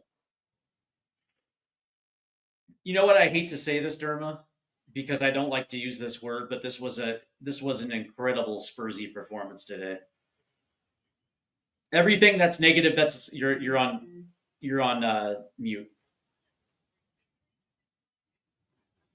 I hate the words. I cannot. I do too. I cannot. It is. We're just playing so badly today. It's unreal. I am so up tonight. Public positive fans who are back down took him for his 18 months, deserved this outcome. Thanks, man. So you're saying I deserve it then? You're saying I deserve this. I'm getting what I deserved.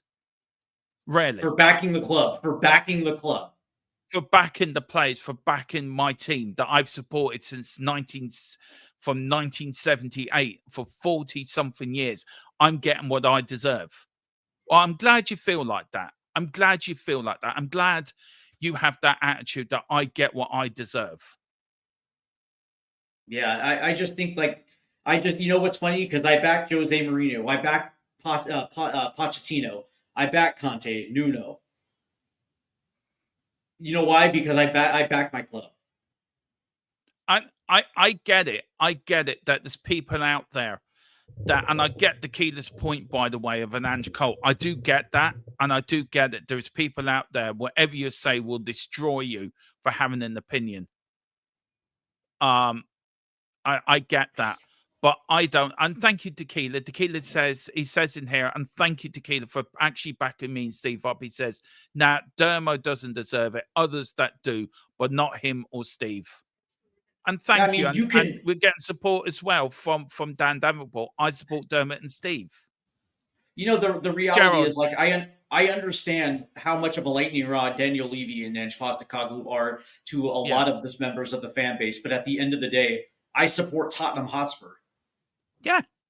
And if Ange Postecoglou is not the coach tomorrow and somebody else is, I'm going to support them too. You know what I mean? Until it's actually over. Yeah, I'm still going to assume that this club is capable of winning the Premier League. Now he does come back. He says we all back the club, but if someone isn't able for their job and still the outcome only gets worse, who's at fault? Whose fault is it? Fans didn't call him. By the way, I never said Dermo. Fair enough, Knights Report. I'm just frustrated, and I've known you for a long time, man. I've known you. We know each other. I know. I hope your leg's getting better, by the way, man. You've been on the channel a few times. Angie's now saying ring a ring around the roses, doing this, Steve. He's starting doing this now. Yeah, well, he's saying hold your shape. He's by doing this, he's saying hold your shape, and that's also kind of embarrassing as well too. But you know what? At this stage of the game, down by 2, I want to see Mikey more now. I'm sorry. Why not? Why not? Yeah. Why not? I'm sorry. I've seen a Scouser in the Liverpool and the Tottenham end. Do you remember the Scousers from the 80s with the? You're on mute, bud. You're on mute, Dermot.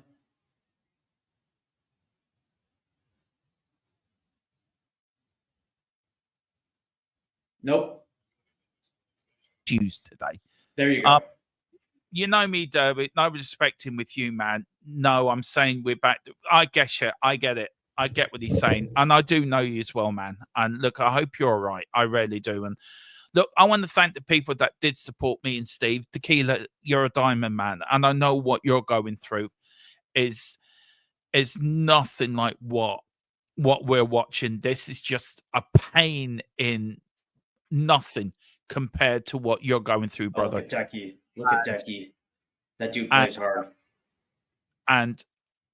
But you're there and you always support me, man. And you're a proper brother. So thank you so much, Tequila. It means a hell of a lot, man. And I know Knights Republic, what you're saying too. I get it. We're hurting. We're all hurting at the moment. I really want for fuck's sake. Seriously, no. Oh, do you know what? Wolves could have been 5-1 up. Could have been 5-1 up.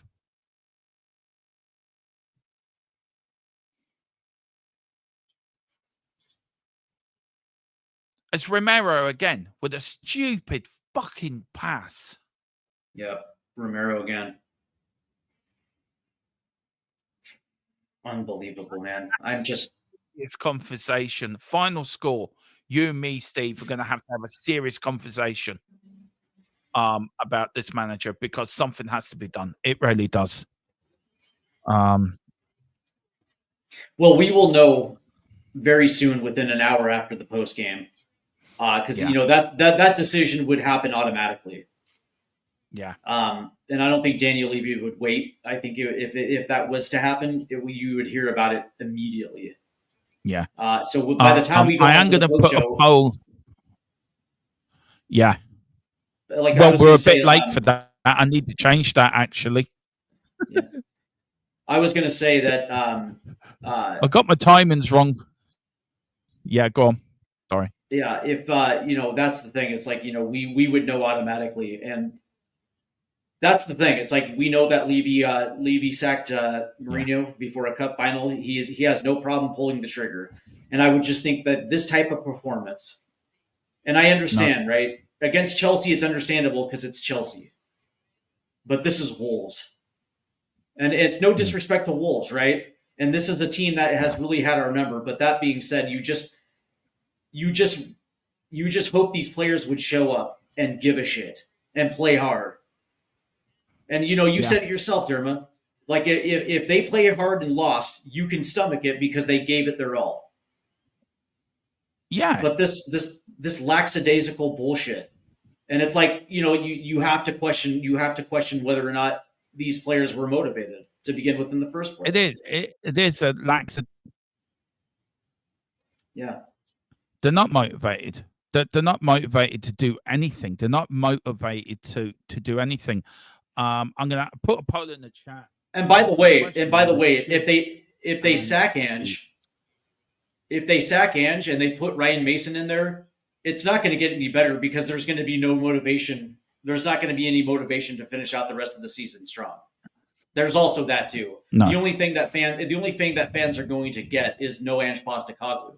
So if that's a win for you guys, then so be it. But I don't think it changes on a dime for Ryan Mason or Christian Gross or whoever they bring in. No, I totally agree. Who said no again? By the way, I said 3-1 at the start. Yeah. Wolves, so in comes Wang. Big up, mate. Go crazy. Yeah, here comes Wang. To the left, to the left.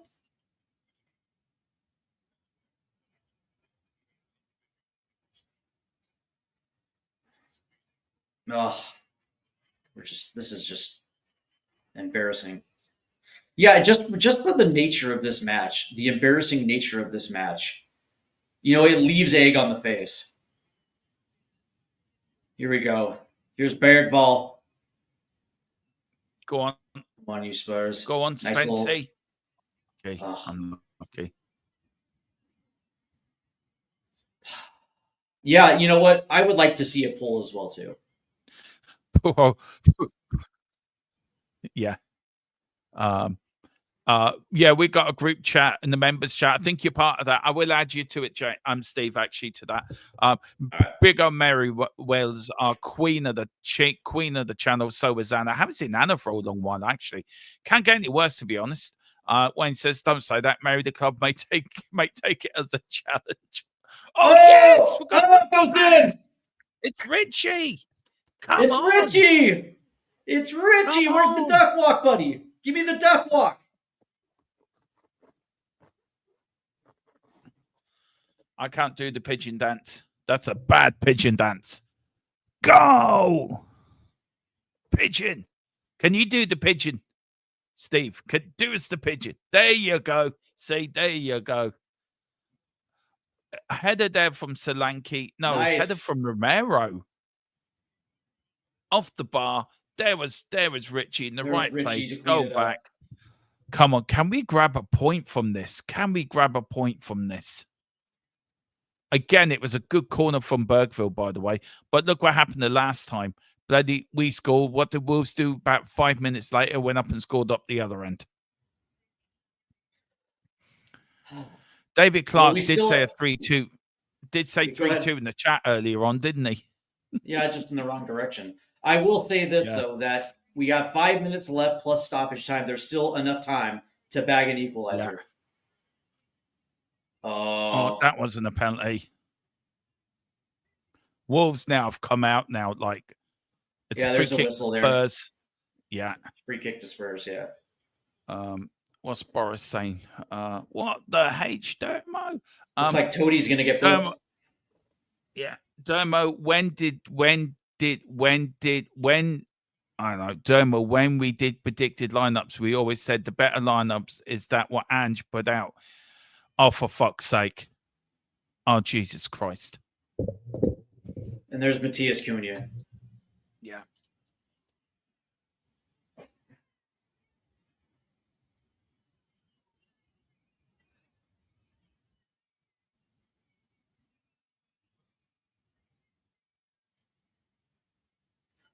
Oh, Bergvall. We have been absolutely bullied and punked this entire day. As you see it,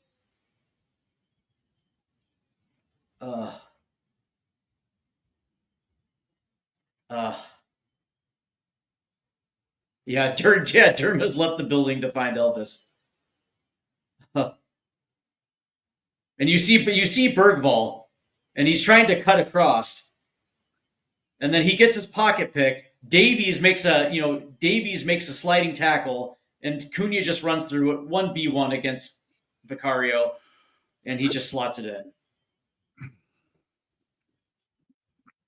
I bet you, by the way, I bet you Dave and Jack are just going absolutely ballistic. I actually, I don't know if you heard me. I think my mute. I actually went, stood in the middle of my sit room. I went.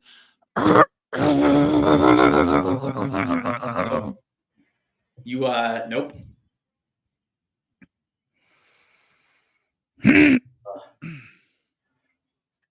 Well, I will say this, Derma, that our recap tonight is going to be fairly interesting. Can I just say our unbeaten run has ended? Well, you and me had an unbeaten run. Yeah, we did. And we were a said, one win, one draw. This is interesting. Boris says Ange is going tonight. Night. Yeah. Now, I don't know if that's true. I will not be surprised. No. An impression of an engine revving. Here's Matisse Tell. Both goals scored by Tottenham immediately were followed by a very quick response from Wolves. Yeah, Wayne, I did, yes. In my moment of madness, I did.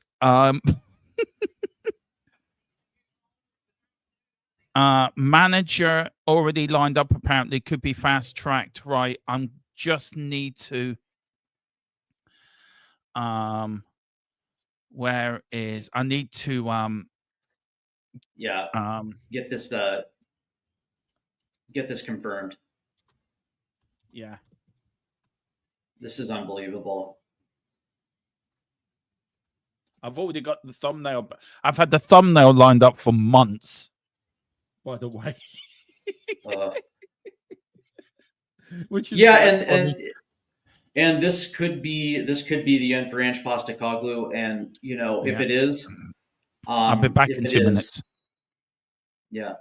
And if this is the end, I do want to say thank you to Ange Postecoglou for his service. No doubt he loves Tottenham Hotspur and he loves being the manager of Spurs, but this has become so untenable that when you're already under pressure and that your job is on the line, and to have a game like this where you're getting absolutely punked in the worst way, and all you can do is just stand there and just know that it's over. Unbelievable, man. But if it's going to happen, it's going to happen. No hard feelings for Ange. I don't think he was given the tools to begin with. And I also think the players that were brought in weren't necessarily the type of players that fit his system. So it's almost like putting a square peg into a round hole. And these are the results. I know Ange Postecoglou is a hard worker. I know he cares, but it just didn't work. And this happens. This happens from time to time in football. Yeah. Can I just say, Boris, can you just WhatsApp me, please, mate, if you can? Thank you. What's the on Ten Hag? I'm hearing. I've heard Tequila says. I've heard the thumbnails refusing to come on. Domo said he's tired of waiting. So Boris says the managers would probably be someone like Thiago Motta or Xavi. Probably a free agent. Yeah, it's.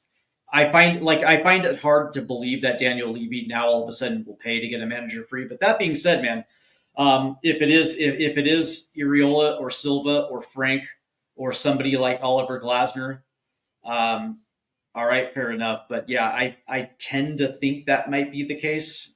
That it's going to be somebody who's already available. I can see a manager being the free. I don't know. I'm so frustrated. Yeah, I think you and I are both These are frustrated here. these are Yeah, these are the Allegri's games. available. Yes, I wouldn't be surprised if it's him. These are the games that look. I've been saying that for months that it feels like a plaster needs to be ripped off. Yeah. And it needs to be done now. Look, I will say this, Mary Fritz, big up Mary. Haven't seen you before in the house. Big up Mary. Hope you're doing well. Welcome to the channel. Please hit the like button, subscription button, and join this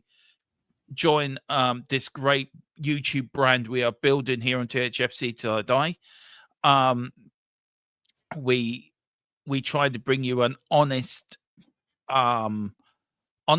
reference of where we think Tottenham are, but it's just today's games today, Steve. It's like I think the players know it, we know it. Yeah. The only one that doesn't know it is Ange. No, I think he knows it too. He's not blind. He sees it in his press conferences all the time. Like I would like to think that he understands the gravity of the situation. But what boggles my mind is knowing that you have pressure on your shoulders, and this is what, and then knowing that you have to essentially play for every single win, regardless of the Premier League or Europe. And this is what happens. Like this is the effort that you get. Yeah. And the only thing you can do is stand on the sidelines and do absolutely nothing.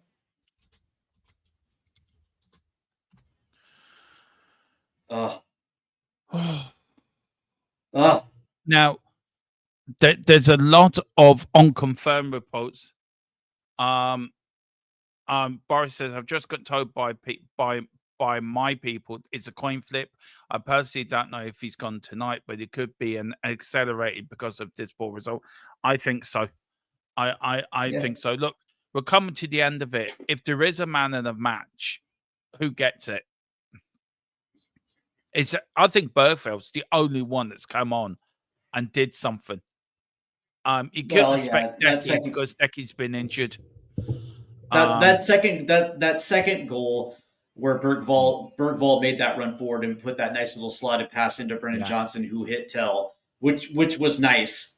But can I be honest with you, Derma? And Richie's down again. Can I be honest with you? I don't think there is a man in the match. No. If I'm being it's over. Yeah. Tottenham have lost 4-2 to Wolves. An absolute pathetic performance by Tottenham Hotspur. I don't know where to start with this. I really don't. There's Jed Spence scored an own goal. The run-in. There's Bergville. Vicario's got him by the throat nearly. For some reason. I think Vicario needs to fucking cop on. He literally had Bergville by the throat. Did you see that? Yeah. Was he trying to keep his head up or was he having a go with him? I don't know. If I'm being perfectly honest, there is no man of the match today. I don't think there was an individual performance that was worthy of man of the match. Yes, Bergvall came on and had that nice little slotted pass, but also Cunha's goal was a direct result of Bergvall getting his pocket picked. So it's unfortunate. Yes, we had 2 goals today, but for the most part, just considering everything that's happened and the nature of how this match started, and the fact that we conceded 1 minute into this game, told you everything about this match. I'm just going to say it right now. I do not have a man of the match at all. It's just I'm not giving one. Now we know what Boris has been saying in the chat, that it's a coin flip. I'm still waiting for look at that young lad, and he's right and all. Bless him, little kid there in his Tottenham shirt doing this. Do you know what? We could go down to 17th. We could finish this one place above the relegation zone.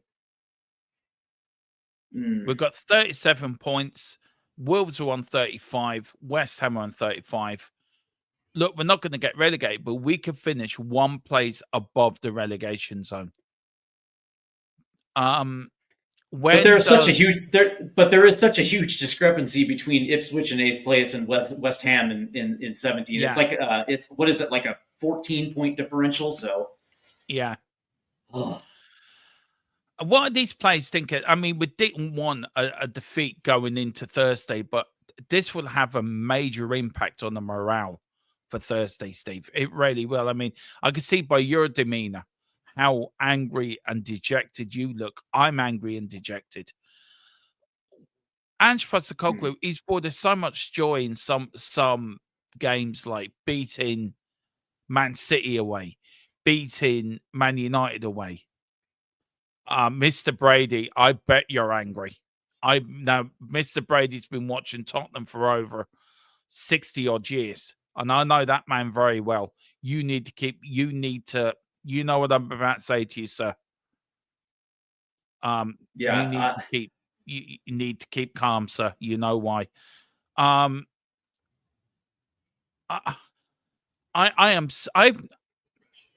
always have an excuse or always have a reason in my head why Tottenham have played badly. Right? And I can accept it. I can't accept that. I'm sorry. I refuse to accept that defeat because that is a defeat that is not good. Yes. So here's the thing. Is it an excuse or is it just giving Spurs the benefit of the doubt? And that's the thing. It's like Spurs the benefit of the doubt, to be fair, Steve. But right.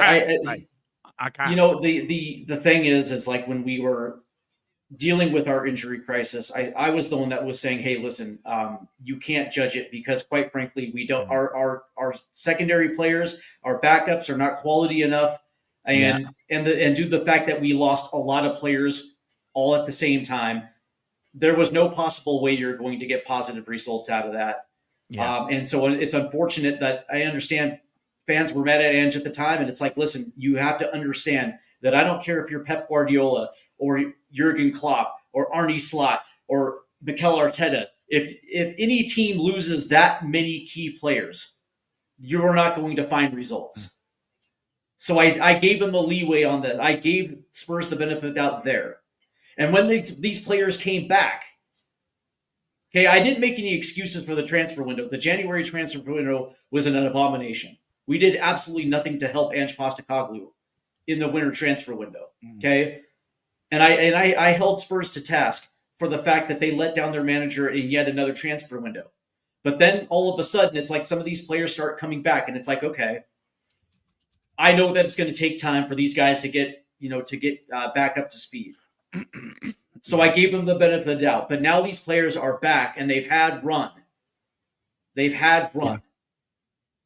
And now it's like, all of a sudden we're going into the second leg, and you need to build off momentum from a win against Southampton and a draw. Yeah. You have an opportunity to go up against a team that's below you in the standings.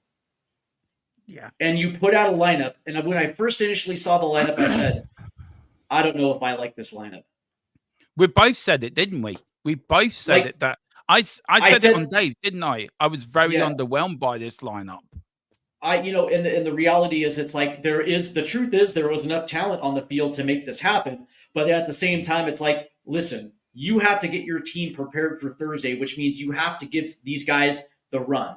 That team that's going to feature on Thursday had to feature today. You can easily make rotational changes in the at halftime if you want to go that route, or in the 55th minute, or whatever the case may be. You can make rotation and save certain players for Thursday. But you had to start strong today. You had to start strong. You had to start fast. And what happened? Wolves scored 55 seconds into the first half. And that was it. Yeah. This is from Philip Brady. I cannot give this team the benefit of the doubt anymore. No, I can't either. And I'm not giving it a benefit down anymore. Big up Philip. He says, never thought I would say this. And I know what Philip is like this. Me and Dan Ange needs to go full tonight. He says also, and I'm glad Mrs. Brady's made you do this because you need to keep calm, and you know why. My missus has now banned me from watching Spurs. I can't say I blame her. Yeah, you need to keep calm, Mr. Brady. And you know why, sir. We don't want anything happen to you because of fucking Tottenham. We respect you, and you know how much I love you as well as a person. Phil Brady, I will say this, that I gave Ange Postecoglou the benefit out because I respect him a lot as a coach, but I think I might tend to agree with you that he probably should go before Thursday. Yeah. That's great, man. Look, I don't know what to say. We've got Boris saying, I wouldn't be personally surprised if a club statement comes out in the next few hours. I wouldn't either. We've got loads of people coming in. We've got Keyless and agree. I don't want us to waste any more Monday on the clown either. Nice Republic, that's true. It's just so many people. Kev brings in a good point. Is this the result of having one eye on Thursday, Dermot? No. This is just today. I look, if you're trying to look for excuses, you can use that as an excuse. Today's performance was a performance where, in my view, we're not playing for you anymore, Ange. We want you gone. We don't believe in you. We don't believe in your tactics. We don't believe in your management. We don't believe in anything. And now this thing with the league coming out and all the disharmony that's happening within the club, I think this is just a combination of it all coming to the head. All coming to a head now. The club have a very, very important decision to make. Do they, A, stick by Ange to Thursday and see what happens? Or B, do they say, like Philip Brady says, go now before Thursday? You got Mary Fitz. Big up to Fitz. She said, you should. The league form is terrible. Exactly, Mary. We've got Gerard. I'm not angry. I said from day one this would be the result of Levy in giving Ange the job. The signers will mock. It's the destined end up in tears from day one. Also true. You can't disagree. You can't disagree what people are saying in the chat. You just cannot. You cannot disagree with it.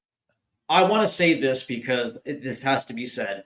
Switching your managers now, or switching your manager whenever, is not going to solve the problem of Tottenham Hotspur. It's not a managerial issue. I understand that people don't like Ange Postecoglou and his tactics, whatever, put that to the side. It's not the manager's issue because we've replaced how many managers now in a 6-year period? Okay? We have tried multiple different managers, very good winning managers that have won prestigious trophies, and they failed at Tottenham Hotspur. The problem is not the manager. So on one hand, you're going to get your Christmas wish, and Ange Postecoglou is going to be gone. Okay, that's fine, but it's not the problem. The biggest problem is the fact that we have a transfer strategy that is not mutually beneficial for the guys that you hire as managers. And until that actually changes, in 18 months, whoever the manager is going to be in 18 months, we're going to be saying the exact same thing as we're saying with Ange Postecoglou. And I'm going to be the first guy to tell you in 18 months, this is exactly what you said when Ange Postecoglou was running into trouble. And now here we are again with the exact same problems. It's not the manager that's the problem. I get it. It's not. We all know it's not the manager. Yeah. I do get it. We all know it's Levy. We all know it's the ownership. We all know that there is a takeover happening. But if you're looking at, you're only 2 points off finishing 17th in the league. You see a performance that we put in today. When does enough become enough? When does enough to say, do you know what? I'm getting to the point now as a chairman. I'm getting stick from the fans because of this. There's protests on me. Do I keep Levy? Do I keep Ange there because he's protecting me from them, from the protests and from all the other different things that are happening? Do I sack Ange? Would that get a reaction from the players with a massive game coming up on Thursday? We're going to go to Thursday and get humiliated on Thursday. I have no confidence of us winning on Thursday. So do you, and it does happen, do you sack the manager, bring a new manager in? If we got a manager lined up, ready to go. Like it has to be today. Like today, right? Not tomorrow, today, right? So if you're going to make it, you have to have that dude in place to step in and hit the ground running on day one tomorrow, because you're absolutely right. And I just want to make this point as well too, because here's the thing: if you sack him tonight and you go with a Ryan Mason, or you go with some other assistant coach, the biggest problem is that if they didn't take Ange Postecoglou seriously, they're not going to take Ryan Mason seriously, and we're going to get our asses handed to in Germany on Thursday. Like, you have to have a guy in place who has the gravitas to come in from day one and say, hey, listen, I understand this is short notice, but I have expectations, and you are going to play hard. And if you don't, you will not play for the rest of the season. Period, point blank. I'm putting it in another. I'm going to turn it on its head. This question, right? Then you're going to get a lot of people, few people, the Anginists, or I hate calling them that, but people that does not want Ange, saying, yeah, you're getting what you want. You sack Ange. What are your accomplishment? Nothing. So my other question to you is this: if they do keep Ange, there's no hiding place for him now, is there? And then if the players turn up on Thursday, then what does that say about the players' mentality for today? Because Chris Peters says it here. It says we will win on Thursday. The player wants it, but the players should want it today. Today is their bread and butter. We've got Tequila saying, Ange Colt Dermo, you can call him it. It's okay. Same as Matthew, Ange Colt. I don't like using the Colt world. I think it's a little bit people use it the other way around, and I find it a bit disrespectful, but I'm not going to stop anyone in the chat saying it, and you have your right to say it. But I think enough's enough. When do we just say enough is enough? Philip Brady says here, big up Philip. He says, bring in Bradley Allen from the under-17s. At least he wins things.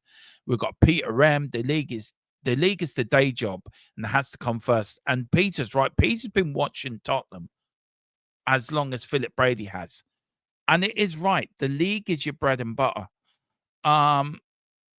What's your gut telling you, Steve? What is your gut? My gut's telling me that Ange will be sacked before Thursday.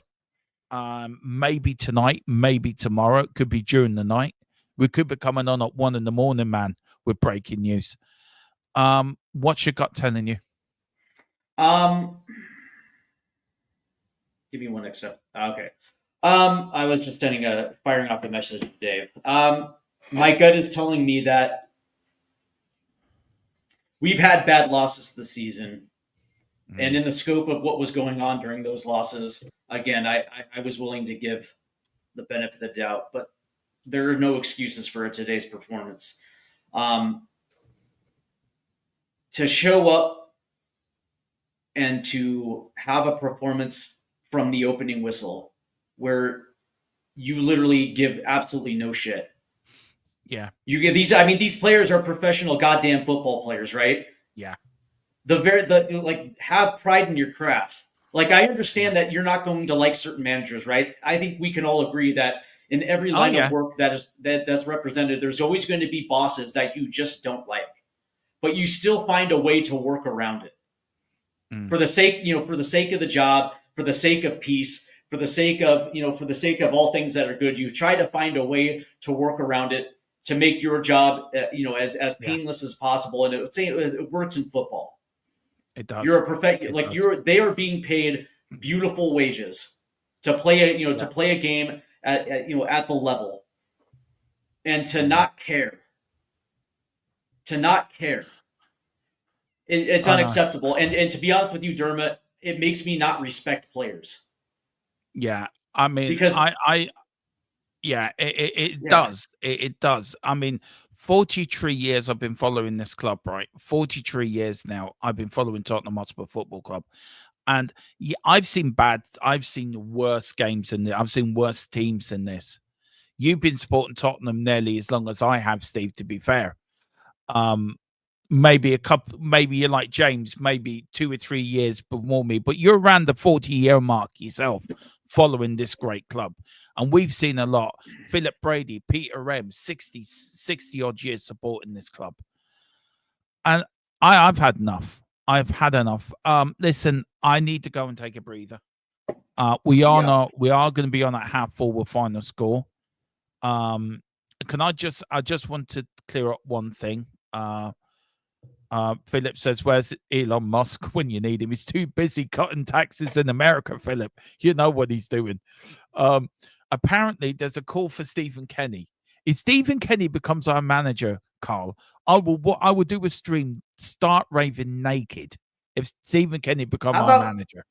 How about we just go like very old school with like a Kenny Dalglish or Harry Redknapp, or you know what I mean? Yeah. Let's go to the Wayback Machine and just pull a name and run it.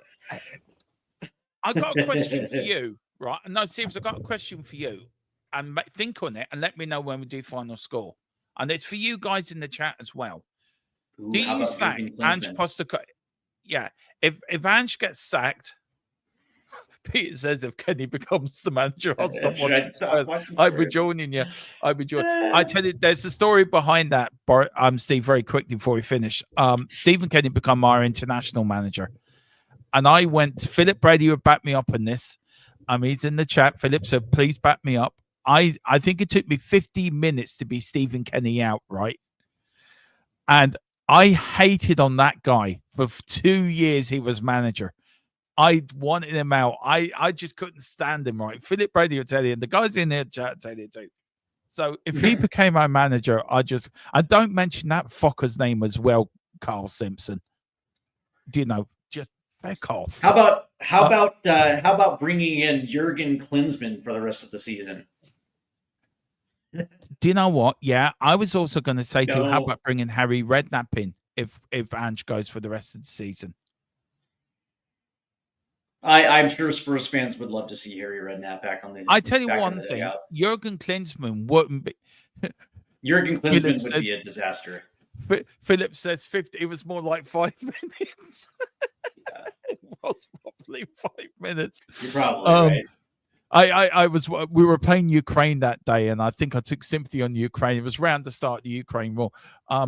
Bring in Sugar Daddy Redknapp. But the question I am going to leave for you guys.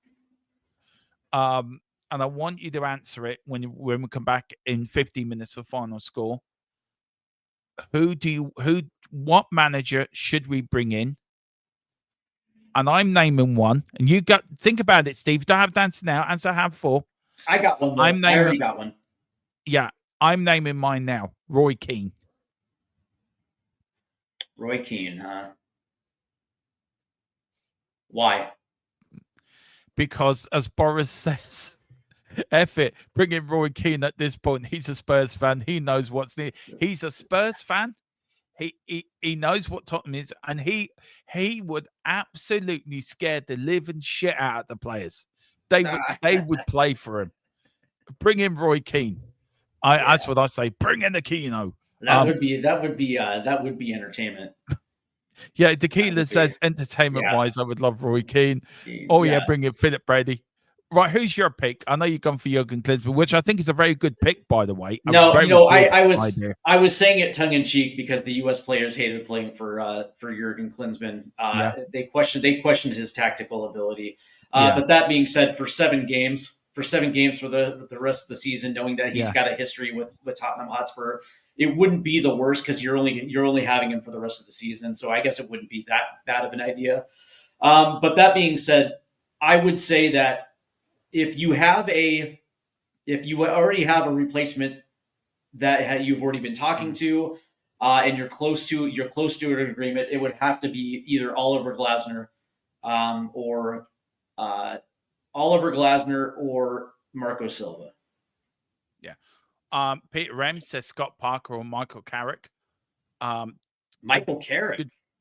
That's a good shout, actually. That's a really good talk shout. About that. Yeah, we will talk about that in final score, actually. But guys, thank you all for watching. 345 of you in the house already. 16 of you on here. 328 of you on our X site. 1 on Full Time and 1 on your channel as well, Steve, and 1 on Full Time Sports Network. Do you want to put your link in the chat? We will be on in about 15 minutes because I did promise Mrs. Tron I would be off working by 4. But I keep getting the fucking games mixed up, so I need to go up and eat humble pie for 10 minutes. But put your link in. Yeah, in 20 minutes. Yeah, I'll send you the link as soon as I come off here. Actually, I'll do it now. Actually, while I'm doing it, while you're putting the link in for your channel, sir. Yeah, it's right there, right there in the chat. Right. Get over to us. If you don't mind me calling you our sister channel, I hope that's okay. I do not have a problem with it at all. Well, do get over to our sister channel, stateside footy. We're toying with the idea of maybe we might leave it to the chat. Here's something for the chat, Steve. Right? It's a good idea. Do you like stateside footy or stateside till I die? Let us know. Ooh, I like that. Stateside till I die. I like that. I do like that. Actually. Let us know what you think in the chat. Let us know in final score. We're leaving it up to you guys. You guys give the okay. No, let's not. I think you just hit right on the head right there. Stateside TID. I like that. I actually really like till I die. Yeah. That's it. It links to channels. It is our sister channel. So do get over to Steve-O. He is joining the club. He is joining the channel. He's joining me loads of streams here. And I tell you one thing, he's been so helpful with me doing these watch alongs. Once I can get my thing sorted out, we'll be fine. I think I know what the problem is. And we are back at 4:30 with final score. And then we are back. Any breaking news will come on later. But guys, thank you all for watching. Steve, again, it's been an honor and an absolute pleasure doing the watch along with you.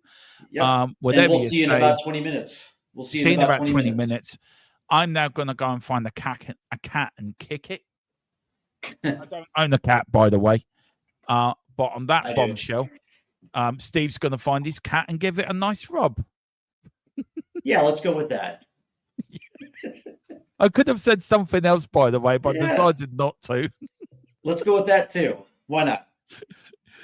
I don't kick cats, Peter M. It's a bloody figment of anyway. Doesn't matter. I'm gonna go and speak to Mrs. Tron. She'll calm me down. Right. Speak to you later, guys. Come on, you Spurs. Come on, you. From lane to far and wide, with the pride of the fight. On this journey we'll